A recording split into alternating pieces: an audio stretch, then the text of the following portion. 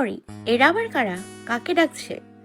আরিশাও মিনমিনে গলায় উত্তর দিল, এরা মনে হয় ভার্সিটির সিনিয়র। কাকে ডাকছে তা তো আমি বুঝতে পারছি না। ওদের ফিসফিস করতে দেখে আরেকটা ছেলে বলে উঠল। কি হলো, ডাক শুনতে পাওনি? আরিশা সাহস জুগিয়ে বলল, শুনতে পেয়েছি ভাইয়া, কিন্তু কাকে ডেকেছেন তা বুঝতে পারি নাই।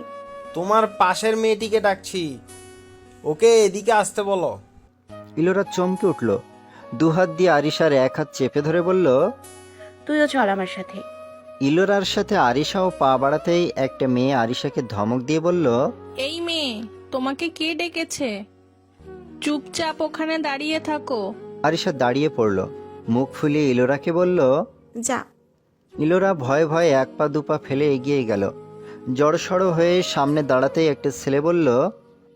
পিচ্ছি, নাম কি তোমার?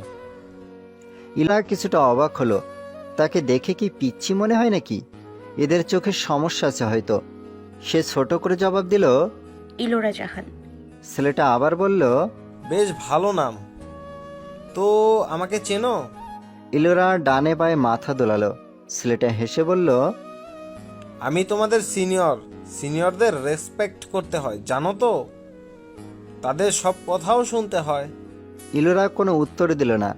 সে খেয়াল করলো একটা মেয়ে কাগজে কিছু একটা লিখছে। লেখা শেষ করে মেয়েটার সামনের ছেলেটার হাতে কাগজটা এগিয়ে ধরল। কাগজটা হাতে নিয়ে ছেলেটা তাতে চোখ বুলিয়ে বাঁকা হাসল। ইলোরা তাদের মতিগতি কিছুই বুঝতে পারল না। ছেলেটা সেই কাগজে কয়েকটা ভাঁজ দিয়ে ইলোরার দিকে এগিয়ে ধরল। ইলোরা প্রশ্নভরা দৃষ্টিতে ফ্যাল করে তাকিয়ে রইল। ছেলেটা বুঝতে পেরে হাসি মুখে বলল। এটা নাও। ইলোরা হাত বাড়িয়ে কাগজটা নিল। কাগজটা উল্টে পাল্টে দেখে নিচু স্বরে প্রশ্ন করল। এটা দিয়ে কি করব ভাইয়া? অপর পাশ থেকে অন্য একটা মেয়ে আঙুলের ইশারায় দেখিয়ে বলল। ওই যে দেখছো দুজন ছেলে দাঁড়িয়ে আছে, ওদের কাছে গিয়ে স্কাই ব্লু কালারের শার্ট পরা ছেলেটাকে এই কাগজটা দিবে। ইলোরা মেয়েটার আঙুলের ইশারা অনুসরণ করে সেদিকে তাকিয়ে দেখল কিছুটা দূরে দুজন ছেলে বিপরীত দিকে মুখ ঘুরিয়ে দাঁড়িয়ে আছে। মুহূর্তে ইলোরা বেশ ভালো করে বুঝতে পারল সে র্যাগিংয়ের শিকার হয়েছে। তার গলা শুকিয়ে কাঠ হয়ে গেল। একটা ঢোক গিলে বলল। কিন্তু আপু, আমি কেন দিব? আপনাদের দরকার হলে আপনারাই তো দিতে পারেন। সামনের ছেলেটা ধমকে উঠে বলল। সিনিয়রদের মুখে মুখে কথা বলো, সাহস তো কম না তোমার? পিচ্ছির মতন থাকো, চুপচাপ যা বলছি তাই করো। কথা বাড়াবে তো তোমারই বিপদে পড়তে হবে। ইলোরা চমকে উঠল, আর কথা না বাড়িয়ে এরা যা বলছে তা করাটাই সমীচীন মনে করল। আরিশার দিকে তাকিয়ে দেখল মেয়েটা মুখ গোমড়া করে দাঁড়িয়েছে। পাশ থেকে আরেকটা ছেলে কড়া গলায় বলল। কি হলো, এখনো দাঁড়িয়ে আছো কেন? যাও। ইলোরা মাথা দুলিয়ে উল্টো দিকে পা বাড়ালো। ভয়ে তার হাত পা মৃদু কাঁপছে, বুকের মধ্যে ধকধক করছে। অসহায় মুখে ধীর পায়ে এগিয়ে গিয়ে ছেলে দুটোর ঠিক পিছনে দাঁড়ালো। শুনতে পেল তারা নিজেদের মধ্যে কথা বলছে। এই কাগজটা দিতে হলে তো তাদেরকে আগে ডাকতে হবে, কিন্তু তার তো সাহসী হচ্ছে না। ভয়ে ভয়ে ঘাড় ঘুরিয়ে পেছনে তাকিয়ে দেখলো সিনিয়রগুলো অধীর আগ্রহ নিয়ে তার দিকে তাকিয়েছে। সে তাকাতেই সামনের ছেলেটা ইশারায় বলল কাগজটা তাড়াতাড়ি দিতে। তবু সে চুপচাপ দাঁড়িয়ে রইল, এই আশায় যে যদি ছেলে দুটো পিছনে ফিরে তাকায় আর তাকে দেখে, কিন্তু তার হলো না। ছেলে দুটো নিজেদের মধ্যে কথা বলেই চলেছে। কিছুক্ষণ ঠায় দাঁড়িয়ে থাকার পর আর কোনো উপায় না পেয়ে সে গলা ঝাড়ে মৃদুকণ্ঠে ডাকল। এক্সকিউজ মি ভাইয়া। তার ডাক শুনে ছেলে দুটো পেছনে ঘুরে দাঁড়ালো। সঙ্গে সঙ্গে ইলোরা থমকে গেল। সামনে দাঁড়ানো স্কাই ব্লু কালার শার্ট পরা ছেলেটারও তার মতো অবস্থা হলো। দুজনেই ভীষণ অপ্রস্তুত হয়ে গেল। কারো মুখ দিয়ে কোনো কথা বেরোচ্ছে না। দুজনের মন একই কথা বলছে, এত চাইলাম আর যেন সামনে না পড়ে। লাভ কি হলো, সেই তো আবার সামনে পড়েই গেল। দুজনের ভাবনায় জল ঢেলে দিয়ে পাশ থেকে রনি বলে উঠল। আরে ইউরা, কেমন আছো? ইলোরা মুখে জোরপূর্বক হাসি টেনে বলল। ভালো আছি ভাইয়া, তুমি কেমন আছো? রনি জবাব দিল। ভালো আছি। কি ব্যাপার, সাকিবকে খুঁজছো নাকি? ইলোরা বলল। না ভাইয়া। রনি আবার প্রশ্ন করল। তাহলে? ইলোরা কি বলবে? এরেন প্রশ্ন ভরা চোখে তার দিকেই তাকিয়েছে। কাগজটা তো এরেনকেই দেওয়ার কথা, কিন্তু সে কিভাবে দেবে? সে তো এই ছেলের সামনেই পড়তে চায়নি। এখন যদি এই কাগজটা দেয় কি হবে আল্লাহ জানে। আচ্ছা, এই কাগজটায় যদি উল্টাপাল্টা কিছু লেখা থাকে তাহলে তাহলে তো এরেন আর রনির সামনে লজ্জায় তার মাথা কাটা যাবে। আর যদি ভাই জানতে পারে তখন কি হবে? সিনিয়ররা যখন লিখেছে তখন তো অবশ্যই উল্টাপাল্টা কিছু লিখেছে। র্যাগিং বলে কথা, ধুর, তাকেই কেন র্যাগিংয়ের শিকার হতে হলো? পাশে তো আরিশাও ছিল। এমন একটা পরিস্থিতিতে পড়তে হবে জানলে তো সে আজ ভার্সিটিতেই আসতো না। সে এখন কি করবে? কথা ঘুরিয়ে কাগজটা কি ফেলে দিবে? কিন্তু এই সিনিয়ররা যদি সত্যি সত্যি তাকে বিপদে ফেলে দেয় তাহলে? এসব ছেলেদের দিয়ে বিশ্বাস নেই, কখন কি বিপদে ফেলে দেয় তা কে বলতে পারে। জেনে বুঝে এমন ভুল করা যাবে না, যা হবার হবে, তা পরে দেখা যাবে। আপাতত অনিশ্চিত বিপদ থেকে তো রেহাই পাওয়া যাবে। কিন্তু এরেনকে এই কাগজটা দিবে কিভাবে সে? ইলোরার চোখ দুটো এবার ছলছল করে উঠল, মনে মনে আল্লাহকে ডাকতে শুরু করলো। সে ঘন ঘন শুকনো ঢোক গিলে এদিক ওদিক দৃষ্টি বিচরণ করতে লাগলো। আর এমন অবস্থা দেখে রনি আর এরেন মুখ চাওয়াচাওয়ি করলো। এতক্ষণে এরেন মুখ খুলে বলল, কোনো সমস্যা হয়েছে? তোমার মুখটা কেমন যেন দেখাচ্ছে, কি হয়েছে বলো আমাদের। রনি বলল, হ্যাঁ ইউরা, কোনো সমস্যা হয়ে থাকলে আমাদের বলো। সাকিব নেই তো কি হয়েছে? আমাকে কি ভাই বানানো হয় না? ইলোরা আমতামতা করে বলল, এসব কি বলছো ভাইয়া? তুমি তো জানো আমি তোমাকে ভাইয়ের মতো মনে করি। তাহলে বলো কি হয়েছে? এরেন ইলোরাকে নিরীক্ষণ করে বলল, আমার মনে হয় তুমি কোনো কারণে ভয় পাচ্ছ। ভয় পেও না, আমরা তো আছি, বলো আমাদের কাছে। ইলোরা এবার কিছুটা সাহস পেল। হাতের কাগজটা এরেনের দিকে এগিয়ে ধরতেই এরেন কিছুটা অবাক হলো। আরও অবাক হলো ইলোরার হাতের কম্পন দেখে। রনিও অবাক চোখে তাকিয়ে রইল। এরেন বিস্ময় নিয়েই হাত বাড়িয়ে কাগজটা নিল। ইলোরা হাত নামিয়ে দুহাত কচলাতে শুরু করলো। উত্তেজনা বেড়েই চলেছে। কি লেখা আছে কাগজটায়, এই প্রশ্নই মাথায় ঘুরছে। ইলোরা জিভ দিয়ে ঠোঁট ভিজিয়ে আবার এদিক ওদিক দৃষ্টি বিচরণ করতে লাগলো। এরেন একবার কাগজটা উল্টে পাল্টে দেখেই দ্রুত হাতে ভাঁজ খুলে ফেলল। কাগজটা খুলে চোখের সামনে মেলে ধরতেই সে বিস্ময়ে হতবাক হয়ে গেল। কাগজটার দিকে দৃষ্টি স্থির রেখে কিছুক্ষণের জন্য স্তব্ধ হয়ে দাঁড়িয়ে রইল। পরক্ষণেই কাগজের থেকে দৃষ্টি সরে তা ইলোরার বিচলিত মুখে নিবদ্ধ হলো। এরেনের চাহনি দেখে ইলোরার আত্মা কেঁপে উঠল। উত্তেজনা তো আরও এক ধাপ বেড়ে গেল। রনি এরেনকে লক্ষ্য করে প্রশ্ন করল, টাচকি খালি কেন? কি লেখা আছে? এরেন ইলোরার মুখে দৃষ্টি স্থির রেখে বলে উঠল, আই লাভ ইউ। রনি আর ইলোরা দুজন একসাথে চমকে উঠে চোখ ছানা বড় করে তাকালো এরেনের দিকে। এরেন ভারী অপ্রস্তুত হয়ে গেল। ইলোরা ভ্যাবাচাকা খেয়ে প্রশ্নভরা দৃষ্টিতে তাকিয়ে রইল। রনি সো মেরে এরেনের হাত থেকে কাগজটা নিয়ে তাতে চোখ বোলালো। ইলোরার দিকে অবাক দৃষ্টিতে তাকিয়ে প্রশ্ন করল, এসব কি ইউরা? ইলোরা রনির হাত থেকে কাগজটা নিয়ে চোখের সামনে মেলে ধরল। মুহূর্তে তার দু চোখ ছলছল করে জলে ভরে গেল। গলা দিয়ে একটা শব্দ বের করতে পারল না। এরেন আর রনি এখনো অবাক হয়ে তার দিকে তাকিয়ে আছে। তাদের মুখেও আর কোনো কথা নেই। চেষ্টা করেও ইলোরা চোখের জল আটকাতে পারল না। দু চোখ ফেটে জল বেরিয়ে এসে গাল বেয়ে গড়িয়ে পড়ল। জিভ দিয়ে ঠোঁট ভিজিয়ে কিছু বলার জন্য মুখ খুলতে এরেন হঠাৎ বলে উঠল, কে বলেছে এটা দিতে? ইলোরা চুপ হয়ে গেল। এরেন আবার শান্তস্বরে প্রশ্ন করল, বলো কে বলেছে? ইলোরা উত্তর না দিয়ে মাথা নিচু করে দাঁড়িয়ে রইল। মনে মনে তার প্রচণ্ড ভয় লাগছে। ওই ছেলেগুলোর কথা বললে যদি তারা ওর কোনো ক্ষতি করে দেয়। এরেনকেও তো মিথ্যে বলতে পারবে না। সে পড়ে গেল দোটানায়। এরেন এবার কিছুটা জোরে বলল, চুপ করে থেকো না। এটা তোমাকে কে দিতে বলেছে বলো? আমি জানি তুমি র্যাগিংয়ের শিকার হয়েছ। এসব কমন ব্যাপার, তাই নির্ভয় বলতে পারো। কান্না বন্ধ করে বলে ফেলো। রনি বলল, বলো ইউরা, তুমি ভয় পাচ্ছ কেন? আর আমরাও তো সিনিয়র, কোনো সমস্যা নেই, কেঁদো না প্লিজ। ইলোরা এবার মুখ খুলল। চোখের পানি মুছে পেছন ফিরে আঙুলের ইশারায় দেখিয়ে বলল, ওই যে দল বেঁধে দাঁড়িয়ে আছে, ওনারাই বলেছে। ওই আপুটা এটা লিখেছে, আর ওই সামনের ভাইয়াটা আমাকে ডেকে এটা হাতে ধরিয়ে দিয়েছে। আমাকে ধমক দিয়ে ভয়ও দেখিয়েছে। ইলোরার বলতে দেরি হলো, কিন্তু এরেনের তেড়ে যেতে দেরি হলো না। চোখের পলকে এরেন তেড়ে গিয়ে সামনের ছেলেটার শার্টের কলার চেপে ধরল। ছেলেটা যেমন এমন ঘটনার জন্য প্রস্তুত ছিল না। সেও দুহাতে এরেনের শার্টের কলার চেপে ধরেছে। রনি আর ইলোরা এটা দেখে তাড়াতাড়ি এগিয়ে গেল। ততক্ষণে আরিশাও দৌড়ে এগিয়ে এসে ইলোরার পাশে দাঁড়ালো। ঘটনা সম্পূর্ণ না জানলেও সে কিছুটা আঁচ করতে পারল। এরেন দাঁতে দাঁত চেপে বলল, মানসিকতা এত খারাপ কেন তোর? তুই ভালো করে জানতি ও সাকিবের বোন, আর তাই ওকে নিয়ে মজা করছিস। যে আমার সাথে ঝামেলা বাঁধাতে চাইছিস, ইচ্ছে তো করছে তোকে। রনি দৌড়ে গিয়ে ওই ছেলেটাকে ধাক্কা দিয়ে সরিয়ে এরেনকে টেনে দূরে সরিয়ে আনলো। এরেন রাগে ফুঁসছে। ওই ছেলেটা আবার তেড়ে আসতেই রনি দ্রুত এগিয়ে গিয়ে ছেলেটাকে দুহাত দিয়ে টেনে ধরে চাপা স্বরে বলল, দেখ, তোরা ইচ্ছে করে আমাদের সাথে আগ বাড়িয়ে লাগতে এসেছিস। এই মুহূর্তে আমরা কোনো জামালা চাইছি না। সাকিবের সাথে তোর জামালা হয়েছে বলে এর মধ্যে ওর বোনকে কেন টানছিস? মেয়েটা এসব কিছু যায় না, তাই বলছি ভালোই ভালোই সরে যা। সাকিব জানতে পারলে পরিস্থিতি খুব খারাপ হয়ে যাবে। এরিন তোদের সাথে জামালা জড়াতে চায় না। জেনে বা ইচ্ছা করে কেন রাগিয়ে দিচ্ছিস? মিনিমাম চেঞ্জটুকু নেই তোদের? ছেলেটা রনির কলার চেপে ধরে রাগত কণ্ঠে কিছু বলল। ইলোরা ওদের কারোর কথাই শুনতে পেল না, শুধু দেখলো ছেলেটা রনিকে কিছু বলে তারপর দলবল নিয়ে অন্যদিকে চলে গেল।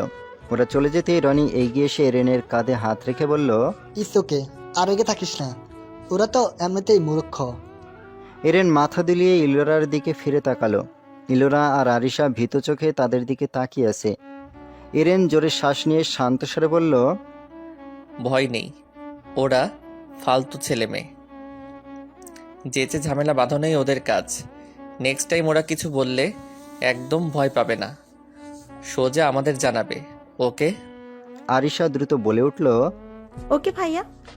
ইলোরা কোমল দৃষ্টিতে সরাসরি এরেনের চোখের দিকে তাকাতেই তার সাথে চোখাচোখি হলো। এরেন সঙ্গে সঙ্গে দৃষ্টি ফিরিয়ে নিয়ে অন্যদিকে ঘুরে দাঁড়ালো। আরিশা ইলোরার হাত ধরে সামনের দিকে পা বাড়াতে বাড়াতে বলল, চল। ইলোরা আরিশার সাথে কয়েক পা এগিয়ে গিয়েও কি মনে করে ঘাড় ঘুরিয়ে পিছন ফিরে তাকালো। এরেন এখনও অন্যদিকে ঘুরে দাঁড়িয়েছে। সে বুঝতে পারলো এরেন আর তার দিকে তাকাতে চাইছে না, হয়তো অস্বস্তি বোধ করছে। ইলোরা একটা দীর্ঘশ্বাস চেপে আরিশার সাথে পা মিলিয়ে দ্রুত প্রস্থান করলো। এরেনের হাতের মুঠোয় এখনও ইলোরার দেয়া কাগজটা ধরা আছে। এরেন কাগজটা আরেকবার চোখের সামনে মেলে ধরে আনমনে ভাবল, লেখাটা সত্যি হলে মন্দ হতো না। পরক্ষণেই কিছু একটা ভেবে তাচ্ছিল্যের হাসি দিয়ে কাগজটা হাতে মুড়িয়ে ছুঁড়ে ফেলে দিল। ভাইয়া আসবো? এরেনের গভীর মনোযোগ ছিল বইয়ের পাতায়। বোনের ডাকে ফিরে তাকালো, দেখলো জারিন দরজা ধরে দাঁড়িয়েছে। এরেন ভুরু বাঁকিয়ে বলল, আয়। অনুমতি নেওয়া শুরু করলি কবে থেকে? জারিন ভেতরে ঢুকতে ঢুকতে বলল। তুই পড়ছিলি তাই ভাবলাম যদি ডিস্টার্ব হোস। এরেন বইটা বন্ধ করে চেয়ারে আরাম করে বসে বলল, সে তো তুই সারাক্ষণই ডিস্টার্ব করিস। জারিন অবাক হয়ে প্রশ্ন করল, আমি তোকে সারাক্ষণ ডিস্টার্ব করি? এরেন ছোট করে জবাব দিল। হুম। জারিন গাল ফুলিয়ে দরজার দিকে পা বাড়াতে বাড়াতে বলল, ওকে আর করবো না। বোন রেগে গেছে বুঝে এরেন দ্রুত চেয়ার ছেড়ে উঠে দৌড়ে গিয়ে জারিনের হাত ধরে টেনে বিছানার একপাশে বসিয়ে সেও মুখোমুখি বসলো। জারিনের গাল ফুলানো দেখে এরেন হাসতে হাসতে গাল টেনে দিয়ে বলল, আরে আমি তো মজা করছিলাম, বুঝতে পারিসনি তুই? এইটুকু কথায় রেগে গেলি কেন বুড়ি? হঠাৎ করে জারিনের খেয়াল হলো সে আজ অল্পতেই রেগে যাচ্ছে। একটু আগে তার আম্মির সাথে কথা বলতে গিয়েও এমন হয়েছে। আম্মি কোন এক বিষয় নিয়ে স্বাভাবিকভাবেই কথা বলছিল, অথচ সে হুট করে রেগে গিয়েছিল। এবারও ঠিক সেটাই হলো। ভায়া যে তার সাথে মজা করছে তা তো সে বুঝতেই পেরেছে, তবু রেগে গেল। অবশ্য হঠাৎ করে এমন হওয়ার কারণটাও কিছুটা আঁচ করতে পারছে সে, কিন্তু সেটা কিছুতেই কাউকে বুঝতে দেওয়া যাবে না। জারিন দ্রুত নিজেকে সামলে মুচকি হেসে বলল, সরি, এখন বল ভাবির কি খবর? এরেন কিছুটা বিব্রত বোধ করে বলল, কি সবসময় ভাবি ভাবি করিস বলতো? কতবার বলেছি সবসময় এসব বলবি না। কেন, তোর ভালো লাগে না? সবসময় ভাবি ভাবি করলে অন্য কেউ মানে আমি বা বাবাও তো শুনে ফেলতে পারে, তখন কি হবে ভাবতে পারছিস? জারিন তেড়াভাবে বলল। তোর শুনতে ভালো লাগে কি না বল। এরেন শান্ত স্বরে বলল, ভালো লাগার মতো তেমন সম্পর্ক নেই আমাদের। হতে কতক্ষণ? জারিনের সহজভাবে বলা কথাটা এরেন মুচকি হাসল। তাচ্ছিল্যের স্বরে বলল, হবে না বুড়ি, কারণ আমরা কেউই আমাদের মধ্যকার সম্পর্কটা মানি না। আমি এখন ওর কথা যেটুকু ভাবি ও আমার কথা সেটুকু ভাবে না কি জানিও না। দেখা হলেই যেভাবে পালিয়ে বেড়ায় তাতে তো মনে হয় ও আমাদের সম্পর্কটা নিয়ে ভাবতে চায় না। জারিন মাথাটা হালকা দুলিয়ে বলল, আমার কিন্তু এমনটা মনে হচ্ছে না। কেন?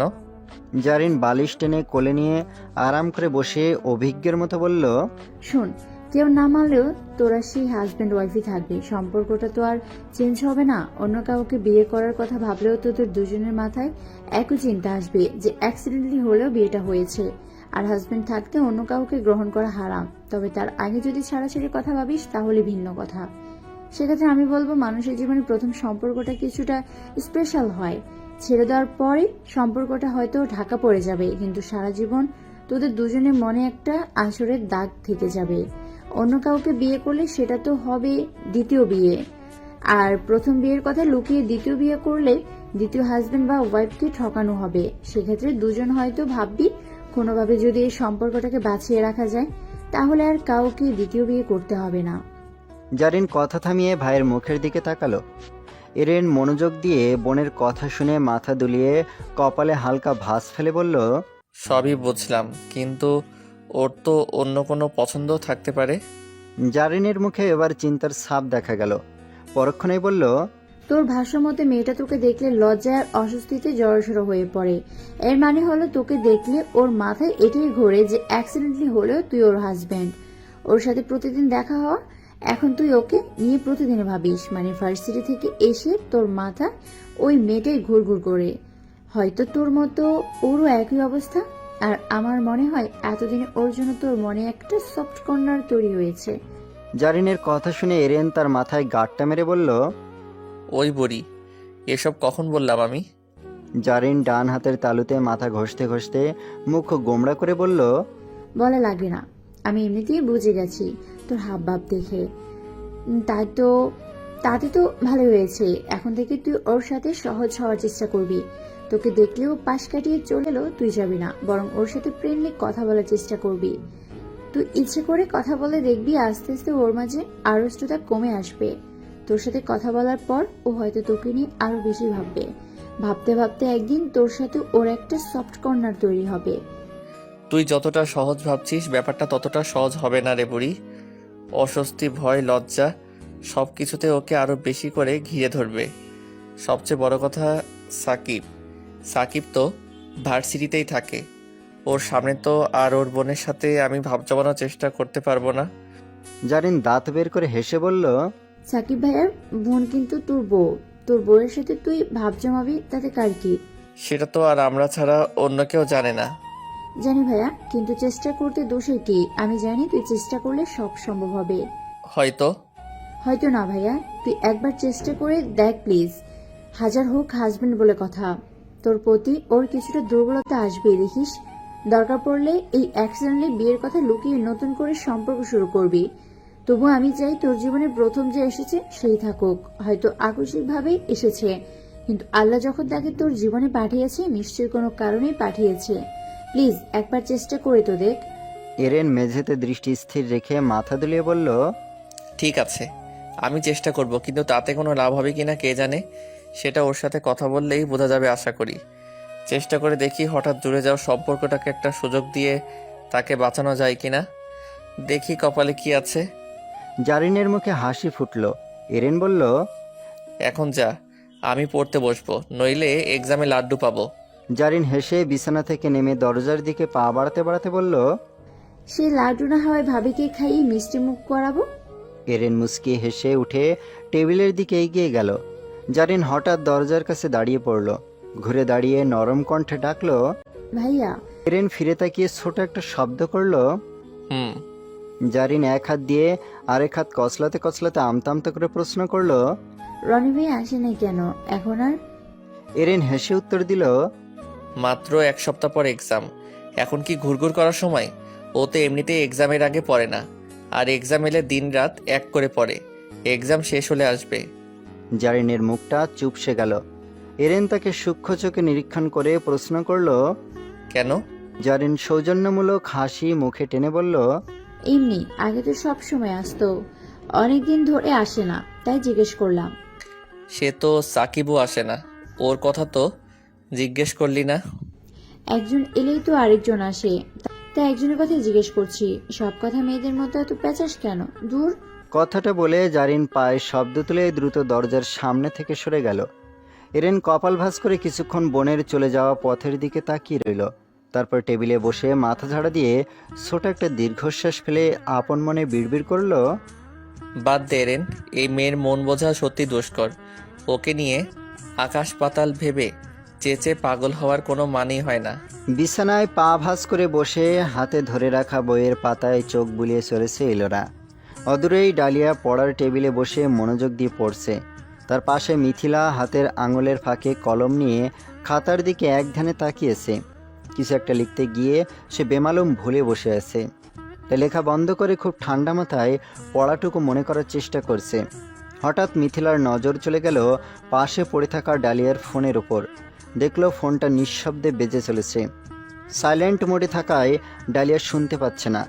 মিথিলা মাথাটা হালকা উঁচু করে ভালোভাবে তাকাতেই স্ক্রিনে ভেসে ওঠা নামটা দেখে ভুরু কুঁচকে ফেলল। ডালিয়াকে ডেকে বলল, আবি তোমার ফোন বাজছে। ডালিয়া পড়া থামিয়ে ফোনের দিকে তাকালো। স্বাভাবিকভাবেই হাত বাড়িয়ে কলটা কেটে দিয়ে আবার পড়ায় মনোযোগ দিল। পরক্ষণেই আবার ফোনটা বেজে উঠল। ডালিয়া তার দিকে তাকালোই না। মিথিলা সন্ধিহান কণ্ঠে বলল, প্রতিদিন এই একই ব্যাপার দেখতে দেখতে এখন তো আমার মনে প্রশ্ন জাগছে। মিথিলার কথায় ডালিয়া আর ইলোরা একসাথে তার দিকে তাকালো। ইলোরা প্রশ্ন করলো, কি ব্যাপার মিথি? মিথিলা টেবিল থেকে ডালিয়ার ফোনটা হাতে নিয়ে উঁচু করে ধরল। ইলোরা স্পষ্ট দৃষ্টিতে ফোনের স্ক্রিনের দিকে তাকিয়ে ভুরু বাঁকিয়ে ডালিয়ার মুখপানে তাকালো। ডালিয়া তৎক্ষণাৎ মিথিলার হাত থেকে সো মেরে ফোনটা কেড়ে নিল। সুইচ অফ করে ফোনটা তাড়াতাড়ি বইয়ের মধ্যে রেখে দিল। ইলোরা প্রশ্ন ভরা দৃষ্টিতে ফ্যাল করে তাকিয়ে রইল। মিথিলা ইলোরাকে লক্ষ্য করে ভুরু উঁচিয়ে বলল, কি আপি, কিছু বুঝতে পারলে না তো? ইলোরা ডানে বামে মাথা দোলালো। মিথিলা চেয়ার ছেড়ে উঠে ইলোরার পাশে গিয়ে বসলো। ইলোরা প্রশ্ন ভরা দৃষ্টিতে বোনের দিকে তাকালো। মিথিলা বলল, গত কয়েকদিন ধরে প্রতিদিনই সন্ধ্যায় ডালিয়া আপির ফোনে একজন কল করে, কিন্তু আপি একদিনও রিসিভ করে না। সেই জন্য প্রতিদিন পড়তে বসলেই ফোন সাইলেন্ট করে রাখে। ইলোরা অবাক হয়ে প্রশ্ন করলো, কে? মিথিলা বিছানা ছেড়ে আবার নিজের চেয়ারে বসে বলল, তাহসিন ভাইয়া। নামটা শুনে ইলোরা সন্দিহান দৃষ্টিতে ডালিয়ার দিকে তাকালো। বিস্ময় নিয়ে বলল, সত্যি নাকি ডালিয়া? ডালিয়া ইলোরার দিকে তাকিয়ে মুখ গোমড়া করে উপর নিচে মাথা দোলালো। ইলোরা বলে উঠল, ও মাই গড, তার মানে আমাদের এতদিনের সন্দেহ সত্যি হয়েছে। ডালিয়া চোখ ছোট ছোট করে প্রশ্ন করলো, কি? তাহসিন সত্যিই তোর প্রেমে পড়ে গেছে? ইলোরার কথায় ডালিয়া চোখ বড় বড় করে তাকালো। তারপর মাথা চুলকে গলা ঝেড়ে বলল, তোর বাজে কথা কম বল। ক্যাম্পাসের একপাশে বন্ধুরা সবাই হাসি আড্ডায় মেতে উঠেছে। ঠিক সেই মুহূর্তে সেখান দিয়ে ইংরেজি স্যারকে যেতে দেখে সবাই হুড়মুড় করে উঠে দাঁড়িয়ে ভদ্রভাবে সালাম জানালো। স্যার সালামের জবাব দিয়ে হাসি মুখে বলল, জমিয়ে আড্ডা বসেছে মনে হচ্ছে। জবাবে সবাই মুচকি হাসলো। শুধু মুনার মুখটা চুপসে গেল। স্যার বললেন, তোমাদের মতো আমিও এমন জমিয়ে আড্ডা দিতাম ফ্রেন্ডদের সাথে, এমনকি এখনো দেই। ফ্রেন্ডদের সাথে আড্ডা দেওয়ার মজাই আলাদা। তোমাদের এই টিমটা কিন্তু আমার বেশ ভালো লাগে। অসাধারণ বন্ডিং তোমাদের সবার মাঝে। আশা করি সব সময় এমনই থাকবে। তাহসিন উৎসুক কণ্ঠে বলল, স্যার আপনি না একদম অন্যরকম, মানে সবসময় কি সুন্দর ফ্রেন্ডলি কথা বলেন সবার সাথে, এটা সত্যিই খুব ভালো লাগে। স্যার মুস্কি হেসে বললেন, সবার সাথে কোথায়, সবাইকে তো চিনিই না। নতুন টিচার বিদায় আমাকেও সবাই চেনে না। তবে আমি যাদের চিনি তাদের সাথে একটু আধটু কথা হয়। স্যার বলে যে সবসময় মুখ গম্ভীর করে বসে থাকবো, এসব কি ভালো লাগে? আমার তো ইচ্ছে করে সবার সাথে পরিচিত হতে। তোমাদের টিমটা আমার ভালো লাগে, তাই দেখা হলেই গল্প করতে ইচ্ছে করে, কিন্তু গল্প করার মতো অত সময় হতে থাকে না। নাদিয়া হাসি মুখে বলল, স্যার, ক্লাসে আপনার লেকচারগুলো কিন্তু অসাধারণ হয়। কত সহজভাবে সবকিছু বুঝিয়ে দেন আপনি। তাই নাকি? তবে কিছু কিছু স্টুডেন্ট কিছু মনে করে এসব স্যারদের মাথায় গন্ডগোল আছে। ক্লাসে ঢুকেই একাধারে বক বক শুরু করে দেয়, কিছুই মাথায় ঢোকে না। স্যার সহ সবাই হেসে উঠল। হঠাৎ স্যার ভুরু উঁচিয়ে বলে উঠলেন, সদা হাস্যোজ্জ্বল রমণীর মুখে আজ হাসির রেখা নেই কেন? স্যারের কথায় সবাই আর চোখে মুনার দিকে তাকালো। মুনা থতমত খেয়ে গেল। রাগ চেপে জোরপূর্বক হেসে আমতা আমতা করে বলল, কই না তো, এমনি চুপ করে আছি স্যার। স্যার অবাক হয়ে বললেন, ও মাই গড, তুমি চুপ থাকতে পারো নাকি? ক্লাসে যে পরিমাণ ফিসফাস করো তাতে তো মনে হয় চুপ থাকাটা তোমার কর্ম নয়। যে যাই হোক, বাইরে যেমনই থাকো, ক্লাসে ফিসফাস আর হাসাহাসি করাটা কমানোর চেষ্টা করো, ওকে? সারা জীবন তো ছোট থাকবে না। ইলোরা বলে বসলো, স্যার, এতদিন আপনার নামটা জিজ্ঞেস করব করেও করা হয়নি। প্রথম দিন ক্লাসে বলেছেন, কিন্তু মনে নেই। স্যার মুস্কি হাসিটা দীর্ঘ করে বললেন। আমার নাম আফসার চৌধুরী। টুম্পা হেসে বলল, এবার মনে থাকবে? স্যার প্রশ্ন করলেন। তোমাদের ক্লাস নেই এখন? অন্তর উত্তর দিল, না স্যার। স্যার হাসি মুখে বললেন, আচ্ছা, তাহলে তোমরা আড্ডা দাও, মাঝখানে এসে বিরক্তি করলাম। আরিশা বলল, মাঝে মাঝে ইচ্ছে করি এমন বিরক্ত করবেন স্যার, আমরা কিন্তু বিরক্ত হব না, বরং খুশি হব। স্যার এবার শব্দ করে হাসলেন, তারপর বললেন, ওকে, আসছি এবার আমি। পরক্ষণেই মুনার গোমড়া মুখের দিকে তাকিয়ে হেসে বললেন, লাফিং কুইন, মুখ গোমড়া করে থাকলে ভালো দেখায় না। কথাটা বলে স্যার আর এক মুহূর্ত দাঁড়ালেন না, ধীর পায়ে প্রস্থান করলেন। স্যার চলে যাওয়ার সঙ্গে সঙ্গে মুনা ফুঁসে উঠল। শয়তান, বান্দর, পাজি স্যার একটা। মন চাই ছক্কা মাইরা ভার্সিটি থেকে বের করে দিই। ও, তা তো সম্ভব না। গাছের সাথে মাথা ঠুকে স্মৃতিশক্তি 14টা বাজাইতে মন চাই, যাতে আর কোনো দিনও আমার হাসি নিয়ে খোটা না দিতে পারে।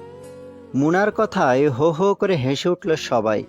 মুনা চোখ পাকিয়ে সবার দিকে তাকালো। অন্তর হাসতে হাসতে বলল, আরে মুলা হুদাই, এত রাখতেছিস কেন? আফু সাদ তোর হাসির কত খেয়াল রাখে, দেখোস না? অন্তরের কথায় সবাই হেসে উঠলেও কিছুটা অবাক হয়ে তাকালো। ডালিয়া চোখ পিটপিট করে প্রশ্ন করলো, আপু সার মানে কি? অন্তর দাঁত খেলিয়ে হেসে বলল, আফু সার, দ্যাটস মিন আফসার স্যার। অন্তরের কথা শুনে সবার চোয়াল ঝুলে পড়ার মতো অবস্থা হলো। কিছুক্ষণ সবাই চোখ বড় বড় করে অন্তরের দিকে তাকিয়ে থেকে পরক্ষণে হাসতে হাসতে গড়িয়ে পড়ল। ইলোরা বলল, ওরে ভাই, আর কিছু খুঁজা পাইলি না তুই? শেষ পর্যন্ত এমন ব্রিলিয়ান্ট একজন স্যারের সার বানিয়ে ফেললি। মুনা খুশিতে গদগদ হয়ে বেশ গাঢ় গলায় বলল, আরে, এই পাজি স্যারের জন্য এই নামটাই পারফেক্ট। অন্তরে, তোরে তো নোবেল দেওয়া উচিত। অন্তর সুযোগ পেয়ে বলল, তো এইবার ট্রিট দে। মুনা অন্তরের বাহুতে জোরে এক থাপ্পড় মেরে বলল, ওরে সুবিধাবাদী, নোবেল ট্রিট কোনোটাই তুই পাবি না। অন্তর বাহু ঘষতে ঘষতে বিরক্ত হয়ে বলল, হাত সামলা তচ্চাল মাইয়া, নইলে ওই আফু সারের গলায় ঝুলাইয়া দিমু। টুম্পা বলল, তোর স্যারের নিয়ে এমন মজা করে ঠিক হইতেছে না। তাহসিন টুম্পার মাথায় টোকা দিয়ে বলল, ওরে আমাদের নম্র ভদ্র টুম্পি টুম্পা ভাব নিয়ে বলল, আচ্ছা স্যারের মতো। মুনা ভেংসি কেটে রাগত স্বরে বলল, ওই পাজি স্যারকে ভদ্র বলে পৃথিবীতে আর সত্যিকারের ভদ্র মানুষ খুঁজে পাওয়া যাবে না, বুঝলি? নইলে ভাব, একটা মানুষ কতটা বিরক্তিকর হলে এক বিষয় নিয়ে বারবার খোঁচা মেরে কথা বলে। সেই যে একদিন ক্লাসে জোরে হেসে ফেলেছিলাম, সেজন্য যত দিন সামনে পড়ি তত দিন ওই একটা কথা বলেই খোঁচা মারে। আজ তো শয়তান একটা। টুম্পা বিদ্রুপ করে বলল, স্যারের আর কি দোষ মোনা? তুই তো প্রতিদিনই ক্লাসের মধ্যে হাসাহাসি করতেই থাকিস, স্যারের চোখে পড়ে তাই বলে। আরিশা ভুরু নাচিয়ে বলল, এই টুপা, তুই হঠাৎ স্যারের এত পক্ষ নিচ্ছিস যে? কাহিনী কি বেবি? বাতাসে কেমন জানি প্রেম প্রেম গন্ধ পাচ্ছি। টুম্পা বিরক্তি নিয়ে বলল, তোর তা আর হলো কই, ধর্ম তো আলাদা, তবে এক ধর্মের হলে নিশ্চিত প্রেমে পড়ে যেতাম। টুম্পার হতাশ ভাব দেখে সবাই আরেক দফা অট্টহাসিতে ফেটে পড়ল। তবে সবার দমফাটা হাসির মাঝে একজন টুম্পার হাস্যোজ্জ্বল মুখের দিকে তাকিয়ে শুধু একটু মলিন হাসল। না চাইতেও বুক চিরে একটা দীর্ঘশ্বাস বেরিয়ে এলো। তবে সঙ্গে সঙ্গে নিজেকে সামলে সবার সাথে আড্ডায় মনোযোগ দিল। ক্লাস শেষ করে ইলোরা আর ডালিয়া ক্যাম্পাসের চারিদিকে সাকিবকে খুঁজতে লাগলো, কিন্তু আশেপাশে কোথাও সাকিবকে দেখা যাচ্ছে না। ভাবলো হয়তো গেটের সামনে আছে। দুজনে সাকিবকে খুঁজতে খুঁজতে গেটের সামনে চলে এলো, সেখানেও নেই। ইলোরা এদিক ওদিক তাকিয়ে বলল, ভাই, ভাই তো প্রতিদিন ক্যাম্পাসেই থাকে, গেল কই আজ? ডালিয়া বলল, আছে হয়তো আশেপাশে কোথাও, ফোন করতো। ইলোরা ব্যাগ থেকে ফোন বের করে সাকিবের নম্বরে ডায়াল করলো। ফোন করার সঙ্গে সঙ্গে সাকিব ফোন রিসিভ করলো। ইলোরা বলল, ভাই কোথায় তুমি? ওপাশ থেকে সাকিব বলল, ভার্সিটির কাছেই আছি, জাস্ট 2 মিনিট ওয়েট কর, আসছি আমি। ইলোরাকে কিছু বলার সুযোগ না দিয়ে সাকিব ফোন কেটে দিল। ঠিক 1 মিনিট 50 সেকেন্ডের মধ্যেই সাকিবকে দেখা গেল কার সাথে কথা বলতে বলতে ভার্সিটির গেটের দিকে আসছে। ইলোরা আর ডালিয়া কয়েক পা এগিয়ে যেতেই ইলোরার মুখটা চুপসে গেল। ভাইয়ের সাথে এরেন আসছে। ইলোরা চায় না ছেলেটার সামনে পড়তে, তবু বারবার সে সামনে চলে আসে। যতবার ছেলেটার সামনে চলে আসে ততবারই ইলোরা পাশ কাটিয়ে এড়িয়ে যায়। কিন্তু এখন তো ভাইয়ের সাথে আছে, চাইলেও এড়িয়ে যাওয়া যাবে না। ইলোরা হাঁসফাঁস করতে লাগলো। সাকিব আর এরেন সামনে এসে দাঁড়ালো। ইলোরা ভুল করেও এরেনের দিকে তাকালো না। এরেনকে দেখে ডালিয়া হাসি মুখে বলল, কেমন আছেন ভাইয়া? এরেন বলল, আলহামদুলিল্লাহ ভালো আছি, তুমি কেমন আছো? ডালিয়া উত্তর দিল, ভালো আছি। সাকিব বলল, তোরা এখানে একটু দাঁড়া, আমি এখনই আসছি। ইলোরা প্রশ্ন করলো, কোথায় যাচ্ছ? সাকিব বলল, ভেতরে যাচ্ছি, কাজ আছে একটু, বেশি সময় লাগবে না। এরেন আছে তোদের সাথে, সমস্যা নেই। ইলোরা আরও কিছু বলতে মুখ খুলতেই সাকিব দ্রুত পায়ে হেঁটে গেট পেরিয়ে ক্যাম্পাসে ঢুকে গেল। ইলোরা কিছুটা বিরক্ত হলো ভাইয়ের ওপর। না তাকিয়েও ভালোভাবেই বুঝতে পারলো এরেন তার দিকেই তাকিয়েছে। শুরু হয়ে গেল অস্বস্তি নামক প্যাড়া। ইলোরা কি করবে বুঝে উঠতে পারছে না। ভেবে চিন্তে ফোনের দিকে মনোযোগ দেওয়ার চেষ্টা করলো। এরেন ডালিয়া দুজনেই চুপ। একজন কথা বলার জন্য উসখুস করছে, আরেকজন অস্বস্তি কাটাতে ফোনে ব্যস্ত হয়েছে, আর অন্যজন বলার মতো কোনো কথাই খুঁজে পাচ্ছে না। কিছুক্ষণ পার হওয়ার পর নীরবতা ভেঙে এরেনই আগে বলে উঠল, তোমাদের নাম কি জানো? ভুলে গেছি। ডালিয়ার সঙ্গে সঙ্গে উত্তর দিল, আমি ডালিয়া। এরেন হেসে বলল, বাহ, সুন্দর নাম। আর তোমার নাম? ইলোরা এবার পড়ল বিপাকে। যেচে যখন জিজ্ঞেস করছে তখন কথা না বলে উপায় নেই। ইলোরা ফোনের দিকে দৃষ্টি রেখে বলল, ইলোরা জাহান। বেশ ইউনিক নাম। আন্টি রেখেছে? আব্বু রেখেছে। সেদিনকার সেই ছেলেগুলো কি আর ডিস্টার্ব করেছিল? ইলোরা ডানে বামে মাথা দোলালো। এরেন কিছুটা চিন্তিত কণ্ঠে বলল, ভুল করে সাকিবকে বলো না যেন, গন্ডগোল বেঁধে যাবে। ইলোরার ইচ্ছে হলো জিজ্ঞেস করতে যে ছেলেগুলোর সাথে ভাইয়ের কিসের শত্রুতা, কিন্তু বিবেক বাদ সেধে বসল। ছেলেটার সাথে বেশি কথা না বলা সমীচীন বলে মনে করল। এমনিতেই ইলোরার মাথায় এই ছেলে জেকে বসেছে। প্রত্যেক দিন দেখা হওয়ার সুবাদে বাসায় গেলেও সারাক্ষণ এই ছেলে মাথার মধ্যে ঘুরঘুর করে। এই কদিনে সে বেশ বুঝতে পারছে যে না চাইতেও ছেলেটা তার ভাবনায় জড়িয়ে গেছে। এর একমাত্র কারণ হচ্ছে ছেলেটার সাথে তার একটা পবিত্র সম্পর্ক আছে। এই পবিত্র কারণে অনিচ্ছা সত্ত্বেও ছেলেটাকে নিয়ে ভাবতে বসে সে। দুর্ঘটনার সেই ভোরের কথা হাজার চেষ্টা করেও সে ভুলতে পারেনি। সে জানে না ছেলেটা তার মতো এসব ভাবে কিনা, হয়তো ভাবে না। এতদিনে হয়তো ওসব কিছু সে মাথা থেকে ঝেড়ে ফেলেছে, কিন্তু ইলোরা তো পারছে না। পারবেই বা কীভাবে?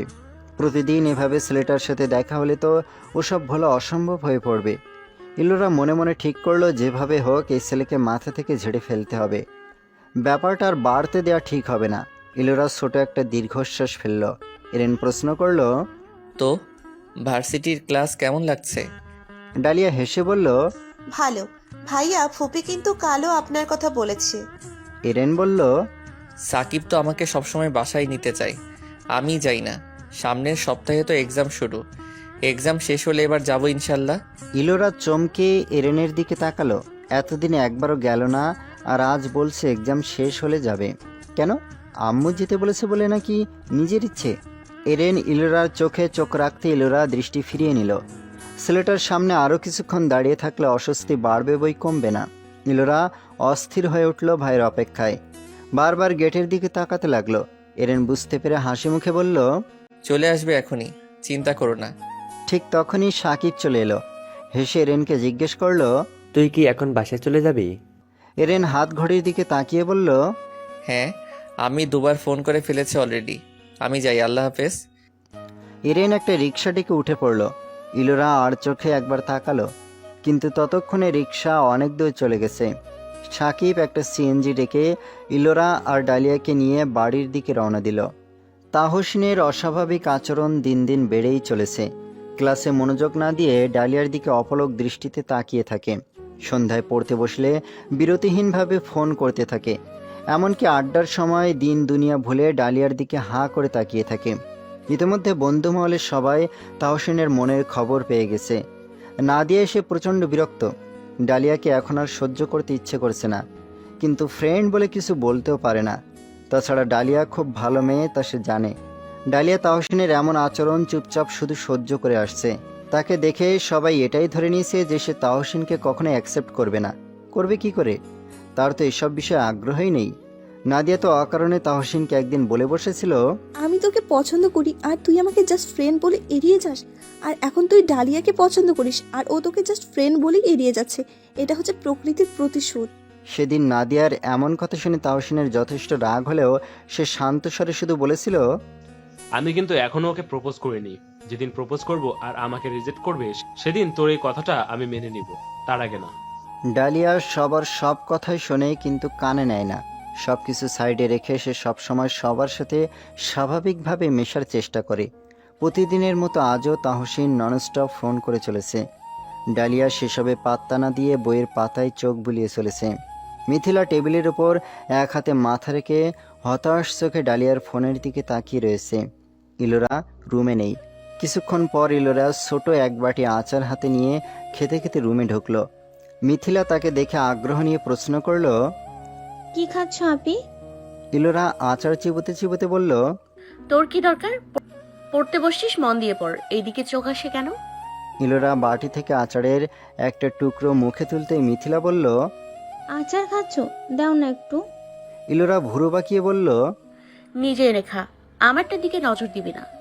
মিথিলা মুখটা গোমড়া করে অনুরোধের সুরে বলল, না, দাও না।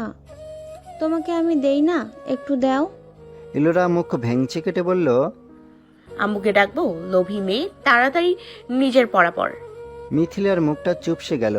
সে অসহায় চোখে ডালিয়ার দিকে তাকালো। ডালিয়া পড়া থামিয়ে হেসে বলল, মিথি, তুই গিয়ে নিয়ে খা। মিথিলা নড়ল না।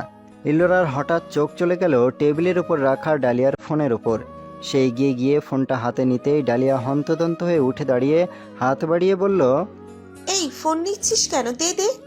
ইলোরা কয়েক পা দূরে সরে দাঁত কেলিয়ে হেসে বলল, আরে এত হাইপার হচ্ছিস কেন? আমার ফ্রেন্ডের সাথে কি আমি কথা বলতে পারি না? তুই তোর পড়ায় মনোযোগ দে, আমি ওর সাথে কথা বলছি। ইলোরা কয়েক পা দূরে সরে দাঁত কেলিয়ে হেসে বলল।